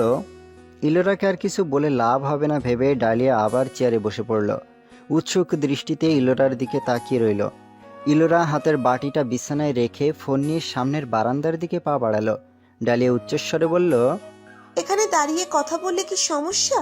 ইলোরা যেতে যেতে বলল, সেসব জেনে তোর কি হবে? চুপচাপ পড়তে থাক। বারান্দায় গিয়ে দাঁড়ানোর আগেই ফোনটা কেটে গেল। প্রায় সাথে সাথেই আবার ফোনটা নিঃশব্দে বেজে উঠল। ইলোরা তাড়াতাড়ি ফোনটা রিসিভ করে কানে ধরল, কিন্তু কোনো কথা বলল না। ওপাশ থেকে তাহসিনের উত্তেজিত কণ্ঠ শোনা গেল। তাহসিন বলল, ফাইনালি ফোনটা ধরলি। আজ সূর্য কোন দিকে উঠেছে বলতো? আমার তো বিশ্বাসই হচ্ছে না। ইলোরা ফট করে বলে বসলো, এখন তো রাত, সূর্য আসবে কোথা থেকে? চাঁদকে তুই সূর্য দেখছিস? হায় হায়, এই তুই অন্ধ হয়ে গেলি নাকি? তাহসিন থতমত খেয়ে গেল। তবে কিছুক্ষণের মাথায় বুঝতে পারলো ফোনটা ইলোরা ধরেছে। সে গলা ঝাড়া দিয়ে বলল, সে তো হয়েছি, প্রেমে অন্ধ হয়েছি। তোর বোনই শুধু বুঝলো না। ইলোরা আফসোসের সুরে বলল, আহারে, কি দুঃখ! কি আর করার আছে বল? আমার বোন তো মনে হয় তোকে আমার দুলাভাই হওয়ার সুযোগটা দেবে না। তাহসিন হতাশ ভঙ্গিতে বলল, একটু বুঝিয়ে শুনিয়ে তো পটাতে পারিস, তা তো করিস না। ইলোরা অবাক হয়ে বলল, আমার বোনকে আমাকেই পটাতে বলছিস? তাও আবার প্রেম করার জন্য? Like seriously? হ্যাঁ তো, আমি তো তোরই ফ্রেন্ড। তোর ফ্রেন্ড কাউকে পছন্দ করে অথচ সামনে এগোতে পারছে না, এটা জেনেও তো তোর কিছু করা উচিত, ফ্রেন্ডকে হেল্প করা। তা তো করছিস না। বোনের প্রতি বস্তা ভর্তি দরদ আছে আর ফ্রেন্ডের প্রতি এক চিমটিও নেই। এখন কি আমার বোনকে পটাতে না পেরে আমাকে পটানোর চেষ্টা করছিস, যাতে আমি আবার আমার বোনকে পটিয়ে ফেলি? ওসব হচ্ছে না ব্রো। তাহসিন এবার শব্দ করে হেসে কৌতুক করে বলল, ভাবছিলাম তোরে একটা জামাই খুঁজে দিমু, মনে হইতেছে তা আর হইব না। ইলোরা এবার খিলখিল করে হেসে উঠল। হাসতে হাসতে বলল, আমার জামাই তোকে খুঁজতে হবে না ভাই, এখন ফোন রাখ। তাহসিন একটু সিরিয়াস হয়ে প্রশ্ন করল, জালিয়া, একটাবার ফোন ধরলে কি হয় বলো তো? ইলোরা পাল্টা প্রশ্ন করলো। ও ধরবে না জেনেও তুই প্রতিদিন এমন ননস্টপ ফোন করিস কেন বলতো? কথা বলতে ইচ্ছে করে তাই করি, ফোন করব না ভেবেও ফোন করে ফেলি। ইলোরা মাথায় হাত রেখে বলল, মাই গড, পুরো প্রেমিক হয়ে গেছিস দেখছি। যার জন্য প্রেমিক হয়েছি তারই হেলদোল নেই। চাক, কান্দিস না, এখন রাখছি। তাহসিন এবার একটু নরম সুরে বলল, ওকে একটু বুঝাবি প্লিজ, আমি যেদিন ওকে প্রপোজ করব সেদিন যাতে ও আমাকে ফিরিয়ে না দেয়, প্লিজ ইলো। ইলোরা কিছুক্ষণ চুপ থেকে মুচকি হেসে বলল, okay, I will try. Tahsin খুশিতে গদগদ হয়ে বলল, really thank you so much দোস্ত। ইলোরা হাসি মুখে বলল, ও সব পরে দিস, আল্লাহ হাফেজ। ইলোরা ফোনটা কেটে আপন মনে হেসে ফেলল। হঠাৎ তার মস্তিষ্ক জানান দিল তাহসিন ডালিয়াকে ভালোবেসে ফেলেছে। আচ্ছা, যদি এমন হয় যে এরেন তাকে ভালোবেসে ফেলেছে, সেটা কি কখনো সম্ভব? হতেও তো পারে। বউকে ভালোবাসবে না তো কাকে ভালোবাসবে? সেও হয়তো ভাবে সেই ভোরের কথা, হয়তো ভাবে তারও একটা বউ আছে। আচ্ছা, এরেন যে দেখা হলেই যেচে কথা বলার চেষ্টা করে, তা কি শুধুই বন্ধুর বোন বলে, নাকি সে তার বউ ভেবে কথা বলতে চায়? যদি কোনোদিন হঠাৎ বলে বসে, আমি বিয়েটা মেনে নিয়েছি, তোমাকে স্ত্রী হিসেবে গ্রহণ করতে চাই, তখন কি হবে? আদৌ কি সেটা সম্ভব? ধুর, তা কি করে সম্ভব? বিয়েটা তো একটা অ্যাক্সিডেন্ট ছিল, দুজনের কেউই সেটা মানতে পারেনি। যেখানে সম্পর্কেরই কোনো ঠিক নেই, সেখানে ভালোবাসার কথা আসে কোত্থেকে? এমনও তো হতে পারে এরেন অন্য কাউকে ভালোবাসে আর তাকেই বিয়ে করবে। তাহলে সে নিজের হাজব্যান্ড অন্য কাউকে বিয়ে করবে আর সে তা চুপচাপ মেনে নেবে? কিন্তু তা তো নাও হতে পারে। এই যে তার সাথে প্রতিদিন দেখা হয়, একটু একটু কথা হয়, এমন তো হতে পারে এরেন আস্তে আস্তে তাকে সত্যি সত্যি ভালোবেসে ফেললো। হবে কি? হ্যাঁ, হতেও পারে। যদি এটা না হয় তাহলে তো তাকে আরেকটা বিয়ে করতে হবে।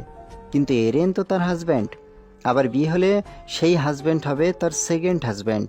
সেই লোককে সে কিভাবে বলবে যে তার আগেও একটা বিয়ে হয়েছিল? না না না, এটা সম্ভব না তার পক্ষে।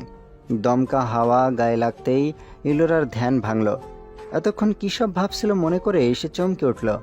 ডান হাতের আঙুলে কপাল চেপে ধরে বিড়বিড় করে বলল, পাগল হয়ে গেলি নাকি ইলোরা? কি সব আজে বাজে চিন্তা মাথায় নিয়ে বসে আছিস? ঝেড়ে ফেল। মাথাটা হালকা ঝাঁকি দিয়ে ইলোরা বারান্দা থেকে রুমে চলে এলো। ডালিয়া আর মিথিলা মন দিয়ে পড়ছে, তার দিকে কেউ ফিরেও তাকালো না। ইলোরা ফোনটা ডালিয়ার বইয়ের পাশে রেখে বিছানার দিকে পা বাড়ালো। আচারের বাটিটা হাতে নিতেই অবাক হয়ে গেল। বাটি পুরো খালি, এক চিমটিও আচার নেই তাতে। ইলোরা সন্দিহান দৃষ্টিতে মিথিলার দিকে তাকালো, তারপর রাগত কণ্ঠে জিজ্ঞেস করলো, আমার আচার খেয়েছিস কেন? মিথিলা বই থেকে দৃষ্টি ফিরিয়ে বোনের দিকে তাকালো, অবাক হওয়ার ভান করে বলল, কখন? আমি তো এখান থেকে উঠিনি। আমি এখানে আর তোমার আচারের বাটি বিছানায়। আচ্ছা, তো শেষ হলো কিভাবে? ভূত এসে খেয়ে শেষ করছে? আমি জানবো কিভাবে? তোমার আচার তুমিই জানো। ইলোরা এবার ডালিয়াকে জিজ্ঞেস করলো, এই ডালিয়া, তুই সাক্ষী দে, ও খাইছে না? ডালিয়া পড়া থামিয়ে ইলোরার দিকে তাকিয়ে কিছু বলার আগেই মিথিলার শব্দ করে হেসে ফট করে বলে বসলো, আরে ডালিয়া আপি, কি বলবে? ও ও- ও তো আমার সাথেই খেয়েছে। কথাটা বলেই মিথিলা দাঁতে জিভ কাটল। ডালিয়া চোখ বড় বড় করে মিথিলার দিকে তাকালো। ইলোরা আরো অবাক হয়ে বলে উঠল, কি? দাঁড়া, তোদের খাওয়া বের করছি আমি, খোঁচা কোথাকার। ইলোরা বাটি রেখে বিছানা থেকে বালিশ নিয়ে তেড়ে এলো ডালিয়া আর মিথিলার দিকে। তা দেখে মিথিলা চেয়ার ছেড়ে উঠে ডালিয়ার হাত ধরে টেনে উঠিয়ে দরজা দিয়ে ভো দৌড় দিল।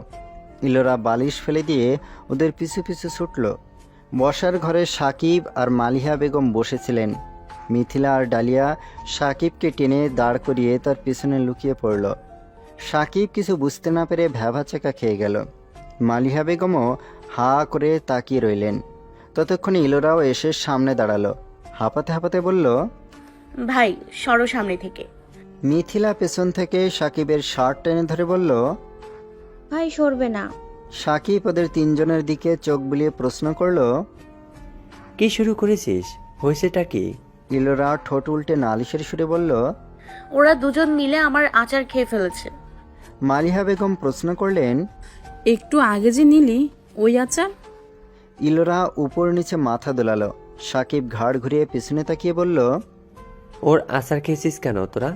ডালিয়া বলে উঠল, ভাই আমার কিন্তু কোনো দোষ নাই, মিথি আমাকে দিয়েছে তাই আমি খেয়েছি, নইলে খেতাম না। মিথিলা কোমরে দুহাত রেখে বিদ্রুপ করে বলল, বা আফি, খাওয়ার সময় তো না বললে না, এখন সব দোষ আমার হয়ে গেল। মালিহা বেগম ধমক দিয়ে বললেন, ছোট বাচ্চাদের মতো কি শুরু করেছিস? ঘরে কি আচারের অভাব ছিল যে ওটা খেতে হলো তোদের? আর অমি, ওরা খেয়েছে তো কি হয়েছে শুনি? দুষ্টুমি করে খেয়েছে। ইলোরা গাল ফুলিয়ে বলল, আমাকে বকছো কেন আম্মু? ওরা আমারটা চুরি করে খেয়েছে কেন?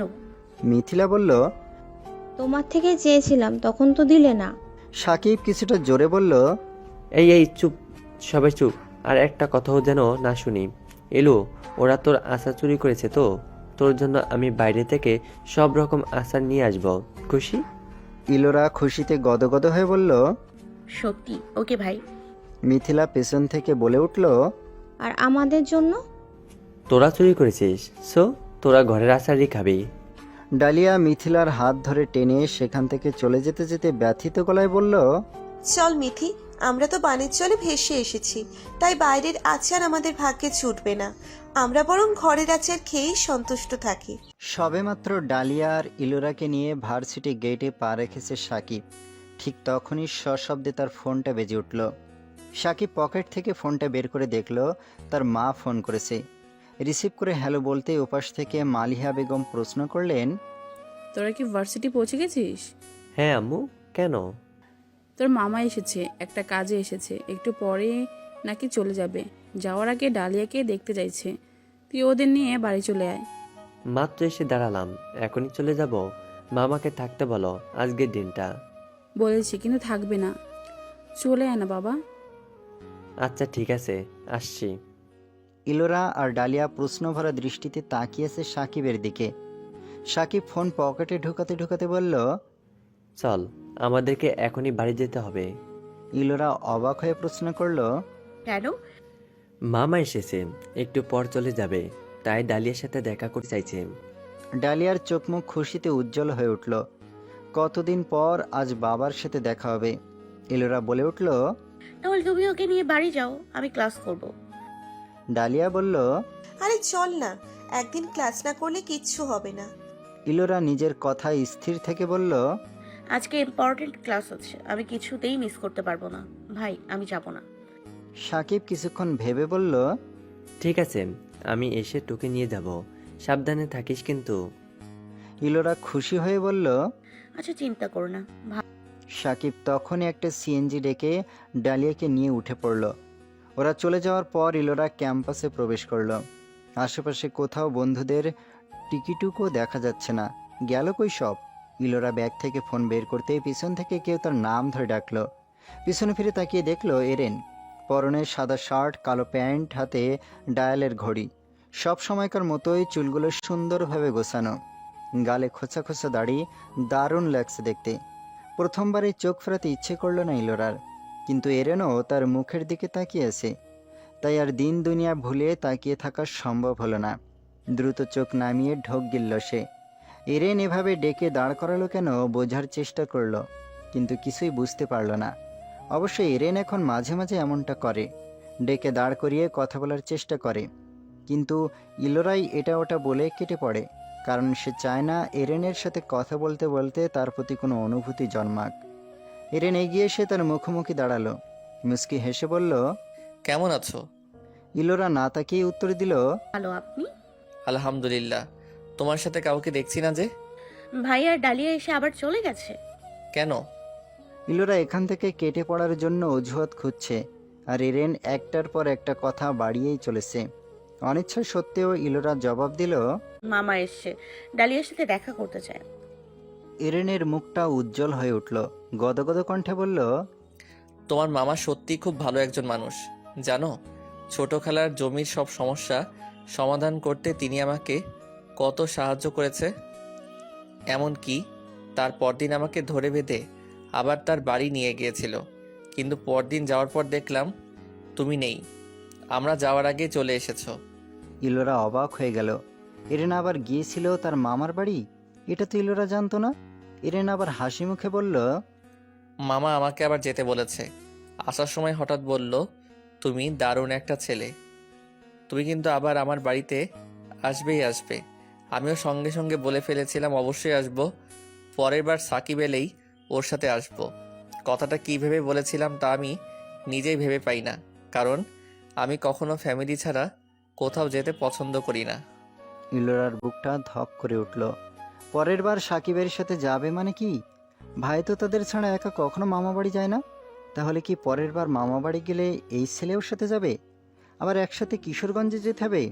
ইলোরা কিছুটা অপ্রস্তুত হয়ে গেল। মুহূর্তে মনের পর্দায় ভেসে উঠল সে অনাকাঙ্ক্ষিত ভোরের কথা।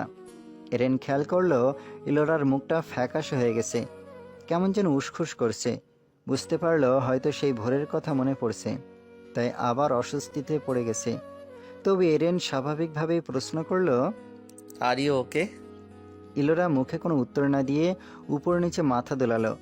এরেন ছোট একটা দীর্ঘশ্বাস ফেলল। ইলোরার অস্বস্তি বেড়ে গেছে, আর এই ছেলের সামনে দাঁড়িয়ে থাকা সম্ভব না বুঝতে পেরে তাড়াহুড়ো করে বলল, আমি আসছি। কথাটা বলেই ইলোরা দ্রুত ঘুরে সামনের দিকে পা বাড়ালো। এরেন হঠাৎ পিছন থেকে বলে উঠল, পালাচ্ছ? ইলোরা থমকে দাঁড়িয়ে পড়ল। সে তো সবসময় এমন পালিয়ে বেড়ায়, কখনো তো এরেন এমন করে বলেনি, আজ হঠাৎ কেন বলল? এরেন আবার বলে উঠল, এভাবে পালিয়ে বেড়ালেই কি সবকিছু ভোলা সম্ভব? ইলোরা এবার বিস্ময়ে হতবাক হয়ে গেল। ঘুরে দাঁড়িয়ে আর চোখে এরেনের দিকে তাকালো। এরেন বুঝল ইলোরা অবাক হয়েছে, তাই আবার বলল, কি হলো বলো? ইলোরা শুকনো একটা ঢোক গিলে কাপা গলায় বলল, কি বলবো? পালাও কেন আমার থেকে?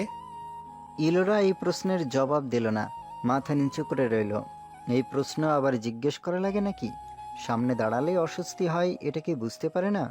এরেন কিছুক্ষণ নীরব দৃষ্টিতে তাকিয়ে রইল ইলোরার মুখের দিকে। তারপর হঠাৎ শান্ত স্বরে বলল, তাকাও আমার দিকে। ইলোরা চমকে উঠল। সে পারবে না এরেনের চোখের দিকে তাকাতে। সামনে দাঁড়িয়ে থাকতেই অস্বস্তি লাগছে, আর চোখের দিকে তাকালে তো অজ্ঞানী হয়ে যাবে। ইলোরা মাথা নিচু করে দুহাত কসলাতে শুরু করলো। এরেন আবার বলল, তাকাও।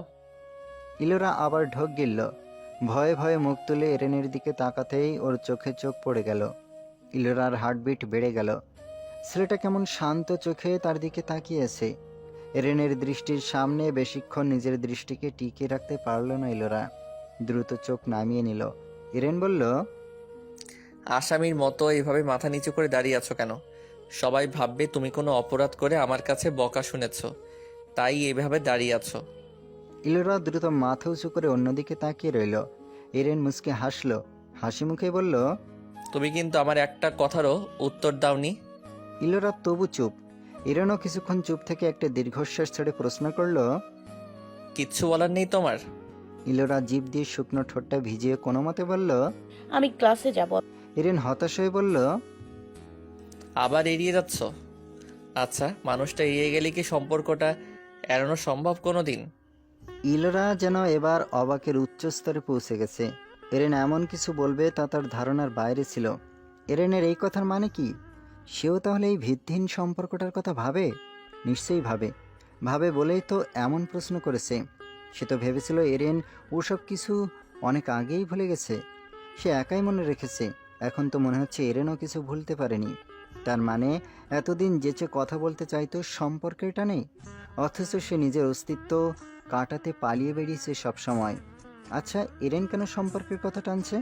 সেও কি তার মতোই সম্পর্কটাকে সুযোগ দেওয়ার কথা ভাবলে এতদিন বলেনি কেন? বলবেই কি করে? সে তো সবসময় নানান অজুহাতে পালিয়েছে। হয়তো এরেন বলতে চেয়েছিল, কিন্তু সেই সুযোগ দেয়নি। আবার এমনও তো হতে পারে এরেন তাকে ছেড়ে দেওয়ার কথা বলবে, এতদিন বলার সুযোগ পায়নি বা অস্বস্তি লেগেছে তাই বলতে পারেনি। এখন হয়তো অস্বস্তি কাটিয়ে ছেড়ে দেওয়ার কথাটাই বলতে চাইছে। এরেন যদি সত্যি ছেড়ে দেওয়ার কথা বলে, তাহলে তো আজীবন এই সম্পর্কটা একটা লুকানো সত্যি হয়ে থাকবে। প্রতিনিয়ত সেই লুকানো সত্যিটাকে কুড়ে কুড়ে খাবে। না, কোনোদিন কাউকে মুখ ফুটে বলতে পারবে না, আর না মেনে নিতে পারবে। সবেমাত্র ইলোরা এরেনকে নিয়ে আর তাদের মধ্যেকার সম্পর্কটা নিয়ে সিরিয়াসলি ভাবতে শুরু করেছে, আর এখনই বিচ্ছেদ এসে সব উলটপালট করে দেবে। এমন বিচ্ছেদের থেকে তো তাহলে ভিত্তিহীন সম্পর্কটাই শ্রেয়। এরেন কি একবার তার মতো সিরিয়াস হয়ে ভাবতে পারে না? ইলোরা আর ভাবতে পারছে না। মাথার মধ্যে হঠাৎ চক্কর দিয়ে উঠল। আশেপাশের সব কিছু আফসে দেখাচ্ছে, কিছুতেই সোজা হয়ে দাঁড়িয়ে থাকতে পারছে না। ইলোরা দুহাত কপালে চেপে ধরে চোখ বন্ধ করলো। ইরেন চমকে উঠল, হন্তদন্ত হয়ে বলল, কি হয়েছে? ঠিক আছো তুমি? বলতে বলতে ইরেন ইলোরাকে ধরে দাঁড় করিয়ে রাখার জন্য হাত বাড়াতে ইলোরা বাধা দিয়ে মৃদু কণ্ঠে বলল, আমি ঠিক আছি, সমস্যা নেই। ইরেন উত্তেজিত হয়ে বলল, কি ঠিক আছো? মাথা চেপে ধরে রেখেছো? ইলোরা কিছুক্ষণ চোখ বন্ধ করে জোরে জোরে শ্বাস নিল। তারপর হঠাৎ চোখ খুলে বলল, চিন্তা করবেন না, আমি একদম ঠিক আছি। ক্লাসে যেতে হবে, আমি আসছি। ইলোরা আর এক মুহূর্ত দাঁড়ালো না, টলমলে পায়ে যত দ্রুত সম্ভব সেখান থেকে চলে গেল। এরেন থম মেরে আহত চোখে ইলোরার চলে যাওয়া দেখল। ইলোরা চোখের আড়াল হতেই ভাবল, মেয়েটা তো দুর্বল কেন? ওকে দেখলেই তো বোঝা যায় ও এই সম্পর্কটাকে নিয়ে ভাবে। তাহলে কি ভাবে? একটা সুযোগ দেওয়ার কথা কি ভাবে? এই ব্যাপারটা নিয়ে ওর সাথে ঠান্ডা মাথায় আলোচনা করা দরকার। কিন্তু ও যদি এভাবে পালিয়ে বেড়ায় তাহলে কিভাবে সব ঠিক হবে?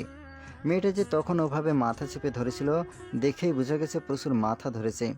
যদি বেশি অসুস্থ হয়ে পড়ে তাহলে? ইরেন জোরে শ্বাস নিয়ে মাথাটা হালকা ঝাড়া দিল।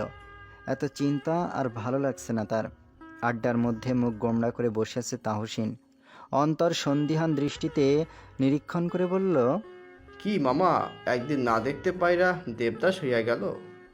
তাহসিন রাগত স্বরে বলল, ওই বাট দেবদাসের কি দেখলি? নাদিয়া গোমড়া মুখে বলল, তাইলে মুখটা আমার প্যাচের মতো কইরা রাখছস কেন? টুম্পা হেসে বলল, আহারে, আমাদের ডলিয়ে যে কবে বুঝবে? তাহসিন দীর্ঘশ্বাস ছেড়ে বলল, জানি না। আরিশা বিদ্রুপ করে বলে উঠল, কে কার কথা বলে? তুই তো 2 বছরও বুঝলি না টুম্পা। আর ডালিয়ার ব্যাপার তো মাত্র কয়েকদিনের। কথাটা শুনেই টুম্পা হুট করে রেগে গেল। রাগত স্বরে বলল, সব কিছুর মধ্যে আমাকে না টানলে কি তোরা শান্তি পাস না? একপাক্ষিক ফিলিংস কোনো কাজে আসে না। যার প্রতি আমার কোনো ফিলিংসই নেই তাকে বুঝে কি করব আমি? আরিশা আবার বলল, ফিলিংস আসবে থেকে? তুই কোনোদিনও ওকে নিয়ে সিরিয়াসলি ভেবে দেখেছিস? টুম্পা বিরক্ত হয়ে বলল, আশ্চর্য, ওকে নিয়ে কি ভাববো আমি? আমি তো বলেই দিয়েছি ওর সাথে জাস্ট ফ্রেন্ডসরা, অন্য কিছু রিলেশন পসিবল না। নাদিয়া বলল, ইম্পসিবলও না, মন থেকে একবার চেষ্টা করলেই পসিবল। অন্তর তাচ্ছিল্যের স্বরে বলল, কি মামা, একদিন না দেখতে পাইরা দেবদাস হইয়া গেলা? কি নিয়ে পড়লি বলতো? কোথা থেকে কোথায় চলে গেলি? যে বোঝা সে এক কথায় বোঝে, আর যে নিজেই বুঝতে চায় না তাকে সারা দিন রাত এক করে বোঝালেও বুঝবে না। এইসব নিয়ে তোরা ঝগড়া বাঁধাস না প্লিজ। তাহসিন দুঃখী দুঃখী গলায় বলল, আমি এখানে দুঃখে বাঁচি না, আর তোরা ঝগড়া করিস? ইলোরা তাহসিনকে সান্ত্বনা দিয়ে বলল, কাঁদিস না ভাই, ও তো এমনিতেই খুব লাজুক। এখন কোনো রেসপন্স নাই তো কি হয়েছে? প্রপোজ করার পর হয়তো রেসপন্স করতেও পারে। কবে প্রপোজ করবি তা বল। তাহসিনের কপালে চিন্তার রেখা ফুটে উঠল। কবে প্রপোজ করবে তা সে নিজেও জানে না। চিন্তিত কণ্ঠে বলল, করব, একদিন সুযোগ বুঝছে। নাদিয়া অসহায় দৃষ্টিতে তাহসিনের দিকে তাকিয়ে রইল। চোখ দুটো জ্বলছে, হয়তো কান্না পাচ্ছে। কিন্তু সবার সামনে বোকার মতো কান্না করা যাবে না। যে ভাগ্যে নেই তার জন্য হাজার কাঁদলেও তাকে কোনোদিনও পাওয়া যাবে না। কেমন যেন কষ্ট লাগছে তার। কষ্টটাকে মুচকি হাসির নিচে ধামাচাপা দিয়ে ঠোঁটে ঠোঁট চেপে চুপচাপ দাঁড়িয়ে রইল নাদিয়া। মুনা দাঁত বের করে হেসে বলল, প্রপোজ করলে তাড়াতাড়ি করিস তাহসিন, নইলে তোর আগে অন্য কেউ নিয়ে ওড়াল দিতে পারে। অন্তর হঠাৎ কিছু একটা জোরে বলে উঠল, মুলারে, তোর আপুসার আইতাছে। মুনা কিছুটা চমকে উঠল। সামনে তাকাতেই দেখলো আফসার স্যার এদিকেই আসছে। মুহূর্তে মুনার মুখটা চুপসে গেল। মাথার মধ্যে রাগটা দপ করে জ্বলে উঠল। কিন্তু এই মুহূর্তে রাগকে গুরুত্ব দেওয়ার সময় নেই। এই লোক এখানে এসেই আবার তার হাসি নিয়ে খোঁটা দিবে। মুনা দ্রুত ঘুরে দাঁড়িয়ে দিক বিদিক ভুলে উল্টো দিকে হাঁটা দিল। সবাই মিলে পেছন ডেকেও তাকে থামাতে পারল না। মুনার কাণ্ড দেখে সবার দম ফাটা হাসি আসছে। কিন্তু স্যার ততক্ষণে তাদের সামনে এসে দাঁড়িয়েছে। সবাই হাসিটাকে চেপে রেখে স্যারের সাথে কুশল বিনিময় করলো। স্যার মুস্কি হেসে বললেন, তোমাদের লাফিং কুইন আমাকে দেখেই পালানো মনে হচ্ছে। সবাই চুপ হয়ে গেল। স্যারের এমন প্রশ্নের জবাবে কি বলবে খুঁজে পেল না। স্যার এবার শব্দ করে হেসে বললেন, থাক, উত্তর দিতে হবে না, আমি বুঝতে পেরেছি। স্যার কিছুক্ষণ সবার সাথে গল্প করে চলে গেলেন। স্যার চলে যেতেই সবাই শব্দ করে হেসে উঠল। টুম্পা বলল, মোনা কই গেল রে? ইলোরা এদিক ওদিক তাকিয়ে বলল, আছে হয়তো আশেপাশেও কোথাও। কিছুক্ষণের মধ্যেই কোথা থেকে যেন মুনা এসে উপস্থিত হলো। মুনাকে দেখে আবার সবাই আরেক দফা হাসলো। মুনার আগে গজগজ করে চুপচাপ সবার হাসি দেখলো। পরিবারের সবাই একসাথে রাতের খাবার খেতে বসেছে। খাবারের ফাঁকে ফাঁকে একটু আধটু কথাও হচ্ছে। তার মধ্যে সাকিব সাজিদ হোসেনকে বলল, আব্বু, কাল থেকে তো আমার এক্সাম শুরু। এই কদিন তুমি ওদের ভার্সিটি দিয়ে এসো। মিথিকে আগে পৌঁছে দিয়ে তারপর ওদের দুজনকে দিয়ে আসবে। সাজিদ হোসেন বললেন, ঠিক আছে। মালিহা বেগম সাকিবের প্লেটে তরকারি দিতে দিতে বললেন, কি যে বানিয়েছিস বোনদের, এত বড় হয়ে গেল অথচ এখনো পর্যন্ত কেউ একা চলতে শিখলো না। সাকিব খেতে খেতে বলল, আজ তো একটা ভাই থাকতে ওরা একা কেন চলবে? সাজিদ হোসেন বললেন, একা চলতে শেখা ভালো। আজ হয়তো তুই ওদের ছায়ার মতো আগলে রাখছিস, কিন্তু একটা ধ্রুব সত্য কি জানিস? জীবনে কোনো না কোনো মুহূর্তে গিয়ে কিছু মানুষকে একা চলতে হয়।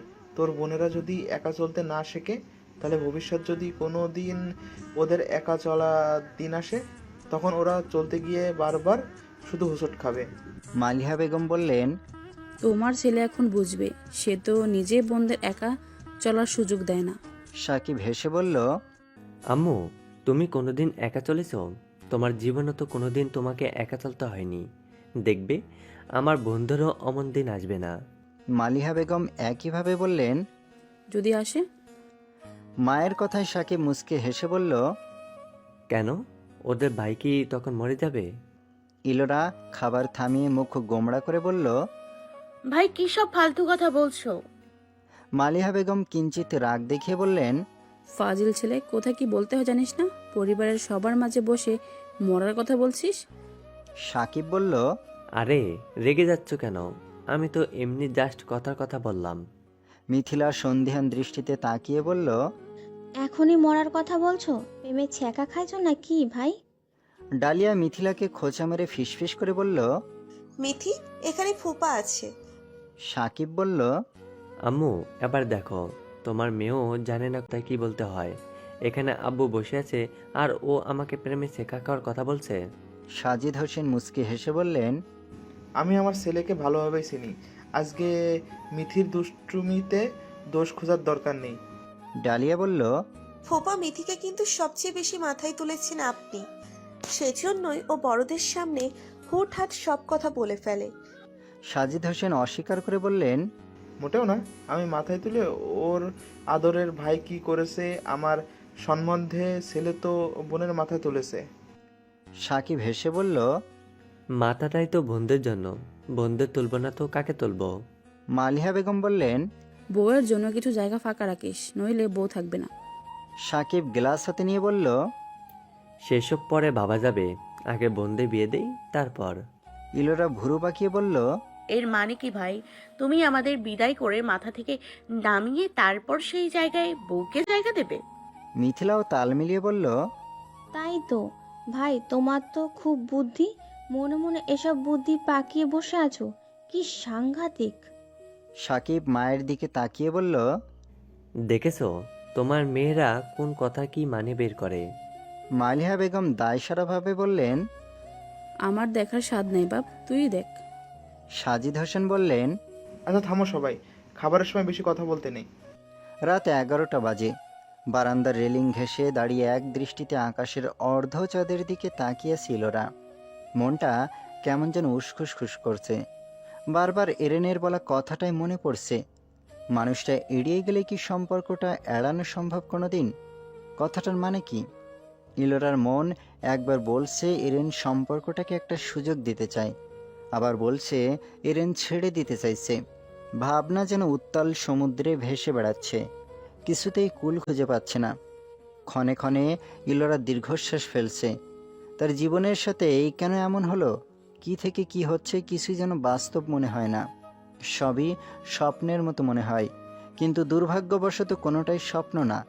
ইলোরার ভাবনার মাঝে কখন যে ডালিয়া এসে পাশে দাঁড়িয়েছে টেরই পায়নি। ডালিয়া গলা ঝাড়া দিতেই ইলোরা কিছুটা চমকে উঠল। চকিত চাহনিতে পাশ ফিরে তাকিয়ে ডালিয়াকে দেখে কিছুটা নড়ে চড়ে দাঁড়ালো। তারপর ডালিয়াকে উদ্দেশ্য করে প্রশ্ন করলো। তুই কখন এলি? এসে চুপ মেরে দাঁড়িয়ে আছিস যে? ডালিয়া বলল, এসেছি মাত্রই, কিন্তু তুই তো টেরই পাসনি। মন কোথায় ছিল? মন আবার কোথায় থাকবে? সেটা আমি জানবো কিভাবে? আকাশের দিকে তাকিয়ে তো হারিয়ে গিয়েছিলি। ইলোরা কোনো কথা বলল না। ডালিয়া কিছুক্ষণ চুপ থেকে প্রশ্ন করলো, ঘুমাবি না? ইলোরা না তাকিয়ে উত্তর দিল, একটু পর ঘুমাবো, তুই গিয়ে শুয়ে পড়। আবার দুজনে চুপ। অনেকক্ষণ দুজন চুপচাপ দাঁড়িয়ে রইল। তারপর নীরবতা ভেঙে ডালিয়া হঠাৎ বলে উঠল। তোর কি হয়েছে ইলো? ইলোরা কিছুটা চমকে উঠল। অবাক হয়ে ডালিয়ার দিকে তাকিয়ে বলল, মানে? আকাশ থেকে পড়লি মনে হচ্ছে। আমি জানি তোর কিছু একটা হয়েছে, কিন্তু তুই কাউকে বুঝতে দিচ্ছিস না। ইলোরা হাসার চেষ্টা করে বলল, ধুর, আমার আবার কি হবে? বেশ কিছুদিন ধরে দেখছি তুই বেশিরভাগ সময় তন্ময় হয়ে কি যেন ভাবিস। আমাদের বাড়ি থেকে আসার পর থেকেই খেয়াল করেছি।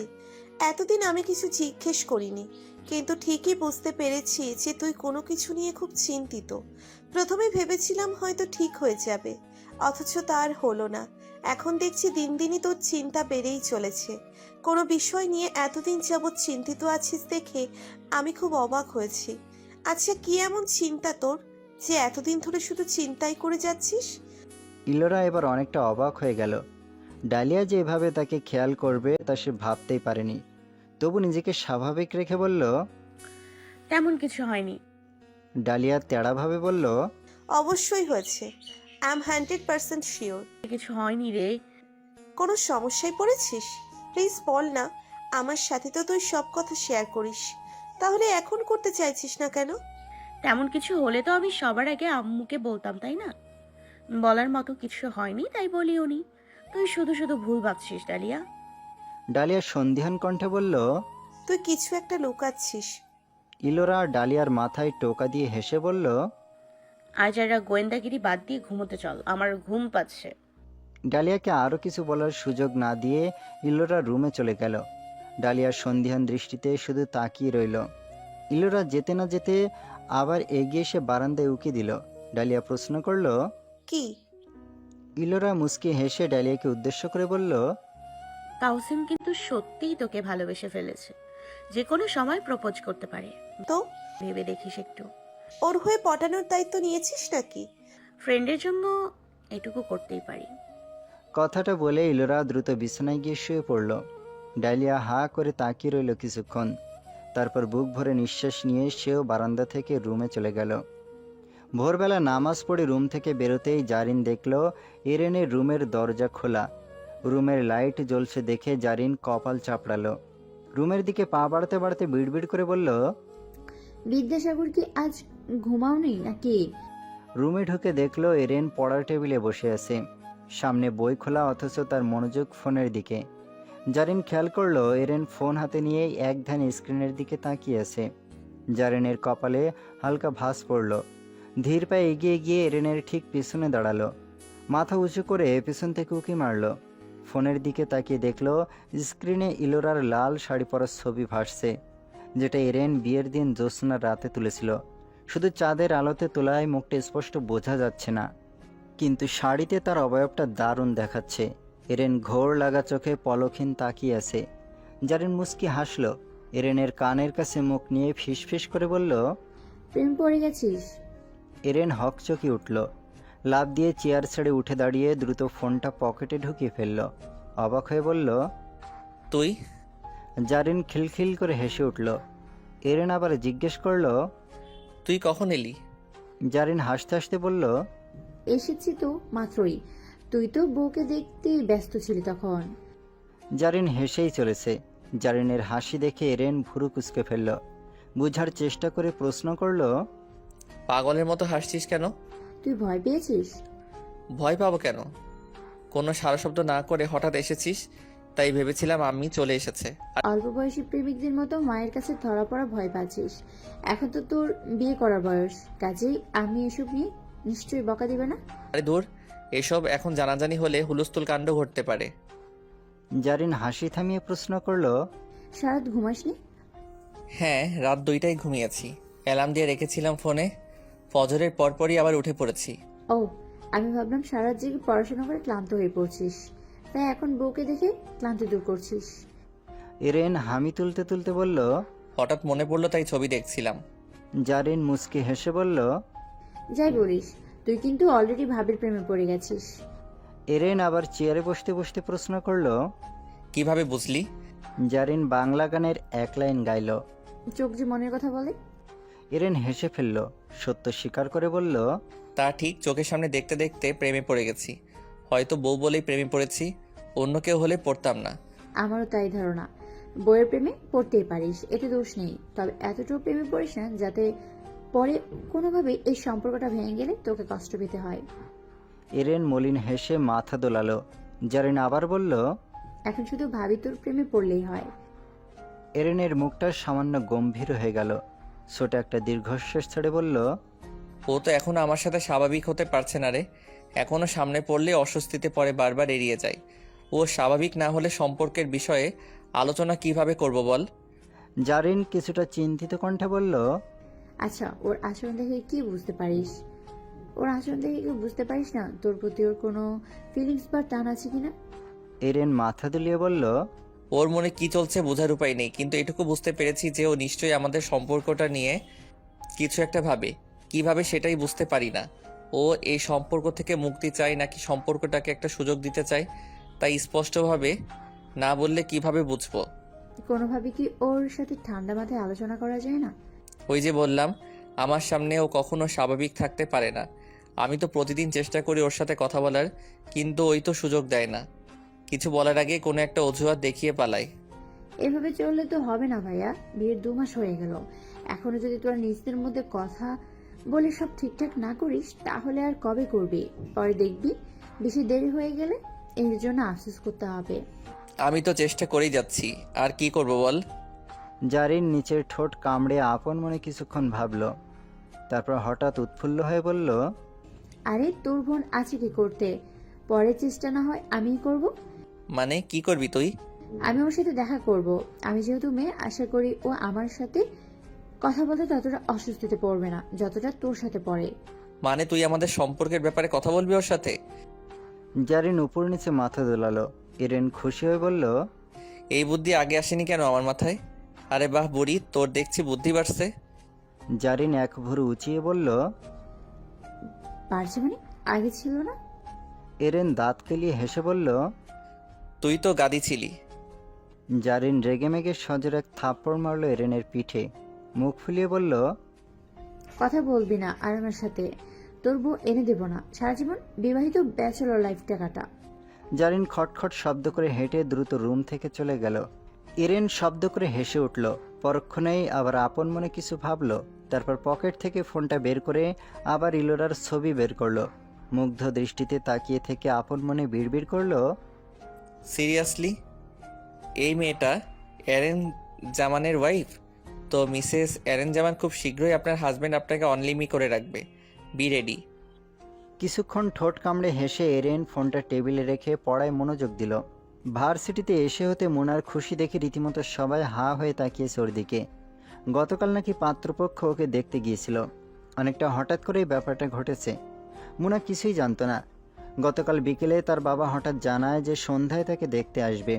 মোনা অনেক অবাক হলেও ব্যাপারটা তার কাছে তেমন কোনো বিষয় মনে হয়নি। সন্ধ্যায় তাকে দেখতে এসেছিল, পাত্র আসেনি। কি জরুরি কাজে নাকি আটকে পড়েছিল। পাত্রের বাবা, মা, খালা, খালু, বড় ভাবি আর ছোট বোন এসেছিল। মোনা কোনো রকম সংকোচ না করে সেজেগুজে তাদের সামনে গিয়েছিল। এমনকি তাদের সব প্রশ্নের ফটাফট উত্তর দিয়েছিল। পাত্রপক্ষ মোনাকে দেখে বেশ পছন্দ করেছেন। ছেলের জন্য এমন সুন্দরী চঞ্চল একটা মেয়েই নাকি তারা খুঁজছিলেন। পাত্রের বাবা মায়ের আচরণ আর কথা বলার ধরন দেখে মোনার খুব মনে ধরেছে। বোঝাই গিয়েছিল এদের পুরো পরিবার বেশ শিক্ষিত আর মনও সুন্দর। এমন শ্বশুর শাশুড়ি থাকা একটা মেয়ের জন্য ভাগ্যের ব্যাপার। কিন্তু মোনা সবচেয়ে বেশি অবাক হয়েছিল যখন পাত্রের মা তার হাতে একটা ডায়মন্ডের রিং পরিয়ে দিয়েছিল। সে হা করে তার বাবার দিকে তাকিয়েছিল। রিং পরিয়েছে মানে বিয়ে কনফার্ম, কিন্তু পাত্রই তো দেখা হয়নি এখনো। পাত্র না দেখে বিয়ে কনফার্ম করার কোনো মানে হয়? এমনও তো হতে পারে পাত্র দেখলে কারো পছন্দ হবে না। তখন পরে মোনা তার মায়ের কাছে জানতে পেরেছিল পাত্র সম্পর্কে তার বাবা সব খোঁজ খবর নিয়েছেন তিনি নাকি নিজে পাত্রের সাথে দেখা করে কথাও বলেছেন। বাবার ভাষ্যমতে মুনার জন্য এই ছেলেই পারফেক্ট। মুনা ছেলের ছবি দেখতে চেয়েছিল আর ছেলে সম্পর্কে জানতে চেয়েছিল। তখন তার বাবা বলেছিল ছেলের সাথে দেখা করলে সে সব জানতে পারবে। ছেলে নাকি দুদিন পর মুনার সাথে দেখা করবে। মুনার কোনো প্রশ্ন করেনি। বাবা যখন বলেছে এই ছেলে তার জন্য পারফেক্ট, তখন অবশ্যই পারফেক্ট। বাবার পছন্দের উপর তার পুরোপুরি ভরসা আছে। হঠাৎ এভাবে বিয়ে ঠিক হয়ে গেলে মেয়েরা সাধারণত মোটামুটি ধরনের ডিপ্রেশনে চলে যায়, অথচ মুনা প্রচণ্ড খুশি। ডিপ্রেশনের ডও তাকে স্পর্শ করতে সক্ষম হয়নি। এর মূল কারণ হচ্ছে মুনা অনেক আগে থেকেই নিজের বিয়ে নিয়ে অনেক এক্সাইটেড ছিল। বিয়ে, বর, শ্বশুরবাড়িকে ঘিরে তার অনেক স্বপ্ন আছে। স্বপ্নগুলো একটু একটু করে জমতে জমতে এখন বস্তা ভর্তি হয়ে গেছে। অলরেডি সেই স্বপ্নগুলো বস্তা থেকে মুক্তি পেয়ে পূরণ হতে চলেছে। এসব ভেবেই মুনা আনন্দে আত্মহারা হয়ে পড়েছে। আজ ভার্সিটিতে এসেই সবাইকে তার বিয়ের সংবাদ দেওয়ার পর সবাই কিছুটা শখ খেয়ে বসে আছে। হুট করে এভাবে বিয়ের সংবাদ শোনার কথা কেউ ভাবতেও পারেনি। তার থেকে বড় ব্যাপার হচ্ছে মুনা নিজের বিয়ের কথাটা কোনো রকম জড়তা ছাড়াই বেশ উৎফুল্ল হয়ে বলছে। মুখ দেখেই বোঝাই যাচ্ছে সে প্রচণ্ড খুশি। হঠাৎ বিয়ে ঠিক হওয়ার পরেও কোনো মেয়ে নিজের বিয়ে নিয়ে এতটা এক্সাইটেড কি করে হতে পারে ভেবেই মুনার বন্ধুমহল বিস্ময়ে হতবাক হয়ে গেছে। এই মুহূর্তে সবার খুশি হওয়া উচিত জেনেও সবাই হাঁ করে মুনার খুশি দেখছে। ইলোরা গালে হাত দিয়ে বলল, তুই যে এত খুশি হয়ে বসে আছিস, যদি ছেলেকে দেখে তোর পছন্দ না হয় তখন কি করবি? মুনা দৃঢ় কণ্ঠে বলল, বাবা যখন পছন্দ করেছে তখন আমারও পছন্দ হবে, 100% শিওর। নাদিয়া প্রশ্ন করল, এতটা শিওর হচ্ছিস কিভাবে? মুনা হাসি মুখে উত্তর দিল, যেখানে আমার বাবা চোখ বন্ধ করে বলে দিতে পারে কোনটা আমার পছন্দ আর কোনটা অপছন্দ, সেখানে তার মেয়ের লাইফ পার্টনার বাছাইয়ের ক্ষেত্রে অবশ্যই সে খুব সিরিয়াস ছিল। তাহসিন মাথা দুলিয়ে বলল, তা ঠিক বলেছিস, আঙ্কেল নিশ্চয়ই পারফেক্ট কাউকে পছন্দ করেছেন, কারণ এটা তার মেয়ের হোল লাইফের ব্যাপার। অন্তর বলল, সবই বুঝলাম, কিন্তু নিজের বিয়া নিয়ে এত খুশি হইতে আইজি প্রথম কোনো মায়ারে আমি দেখি নাই। মুলারে, তোর নাম তো ইতিহাসের পাতায় লেখা উচিত। মুনা গদগদ কণ্ঠে বলল, কত স্বপ্ন পূরণ হতে চলেছে, আমি খুশি হব না তো কে খুশি হবে? আরিশা ভ্রুকুটি করে জিজ্ঞেস করল, ভার্সিটির লাইফ নিয়ে সবাই কত এক্সাইটেড থাকে, অথচ তুই ভর্তি হতে না হতেই বিয়ে ঠিক হয়ে গেল। তোর আফসোস লাগছে না মোনা? অন্তর হো হো করে হেসে উঠল। হাসতে হাসতে বলল, জোকস অব দ্য ইয়ার, ও তো বিয়ার কথা শুনে রীতিমতো লাপাইছে। ওর কি না হইব আফসোস, জামাইরা লাইগা মাইরা পাগল হইয়া গেছে, দেখতেছস না? অন্তরের কথায় সবাই শব্দ করে হেসে উঠল। মুনা রেগে মেগে ঠাস করে অন্তরের মাথায় এক থাপ্পড় মারল। অন্তর ব্যথা পেয়ে মুখটা সুচালো করে বলল, হাই ঈশ্বর, কোন কপাল পোড়ার গলায় যে এই মায়ারে ঝুলাইয়া দিছ তুমি জানো? ওর এই 20 কেজি ওজনের থাপ্পড় খাইতে খাইতে ওই পোলার কপাল ফাইটা চৌচির হইয়া যাইব। আমার তো ওই পোলার লাইগে অনেক মায়া লাগতাছে। আহারে, বেচারা শেষমেশ কিনা এই গুন্ডির বিয়া করব, ভাবতেই কষ্টে বুকটা ফাইটা যাইতেছে আমার। অন্তরের দুঃখী দুঃখী মুখ দেখে আর ওর কথা শুনে এক একজনের হাসতে হাসতে গড়িয়ে পড়ার মতো অবস্থা। মুনার রাগী চোখের সবার দিকে তাকিয়ে বলল, বান্ধবীর বিয়ে ঠিক হয়েছে শুনে তোদের আনন্দ করার কথা, অথচ তোরা ফান করছিস। ডালিয়া হাসতে হাসতে বলল, আমরা আর কি আনন্দ করব বল? বান্ধবী কি আমাদের জন্য একটু আনন্দ বাকি রেখেছে? নিজেই তো একা সব আনন্দ করে বসে আছে। ইলোরা মজা করে বলল, আহা, তোরা এত ফান করিস না প্লিজ। আমাদের মোনা কি আর এমন করেছে? শুধু জামাই পাওয়ার জন্য উঠে পড়ে লেগেছে। কত সাধনার পর একটা জামাই পাবে ভাবা যায়? আবার শুরু হলো সবার পেট ফাটা হাসি। মুনা গাল ফুলিয়ে সবার হাসি দেখল। আরিশা হাসি থামিয়ে বলল, আচ্ছা, এবার সবাই হাসি থামা। এমন একটা ব্যাপার ঘটে গেছে আর এই আনন্দে আমরা ট্রিট পাবো না, এটা কি হয়? তাহসিন তাল মিলিয়ে বলল, একদম ঠিক। মুনা, আজ তোর পক্ষ থেকে আমাদের সবাইকে ট্রিট দিব। মুনা কপাল কুঁচকে বলল, আমি তোদের জন্য টাকার বস্তা নিয়ে ভার্সিটিতে এসেছি নাকি? এত খাই খাই করস কেন? খেয়ে খেয়ে তো দিন দিন মোটো হয়ে যাচ্ছিস। নাদিয়া বলল, এসব বললে তো চলবে না মুনা, ট্রিট দেওয়া বাধ্যতামূলক। আফটার অল আমাদের ফ্রেন্ডদের মধ্যে তোরই আগে বিয়ে হচ্ছে। টুম্পা তাল মিলিয়ে বলল, অবশ্যই, ট্রিট না দিলে বিয়ে দিন তোর জামাইকে কিডন্যাপ করবো দেখিস। তারপর তোর বিয়ের স্বাদ মিটে যাবে। মুনা মাথায় হাত দিয়ে বলল, সামান্য ট্রিটের জন্য আমার বিয়ে ভাঙার প্ল্যান করছিস? ওহ খোদা, এই কেমন ফ্রেন্ড আমার কপালে জুটলো। ইলোরা দাঁত কেলিয়ে হেসে বলল, ট্রু ফ্রেন্ড। মুনা মুখ ঝামটা দিয়ে বলল, ট্রু না ছাই।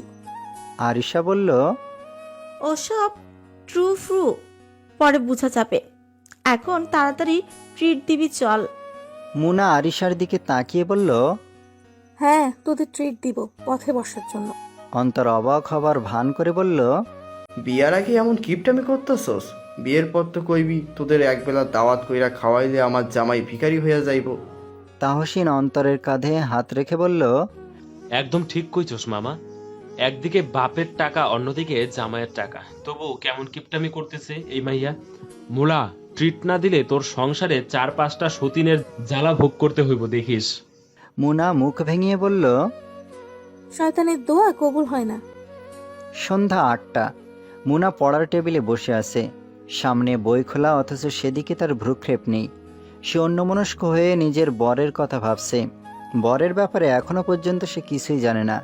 কৌতূহলবশত মায়ের কাছে নাম জানতে চেয়েছিল। মা বললেন ছেলের নাম দিহান। নামটা মুনার বেশ পছন্দ হয়েছে, হয়তো মানুষটাও নামের মতোই সুন্দর। মুনার আগ্রহ ক্রমশ বেড়ে চলেছে। মাথার মধ্যে শুধু একটা নামই ঘুরঘুর করছে, দিহান। পড়ায় কিছুতেই মন বসাতে পারছে না, তবে সে যে মনোযোগ দেওয়ার বিশেষ চেষ্টা করছে তাও না। দিহান নামের মানুষটাকে নিয়ে ভাবতে ভালোই লাগছে।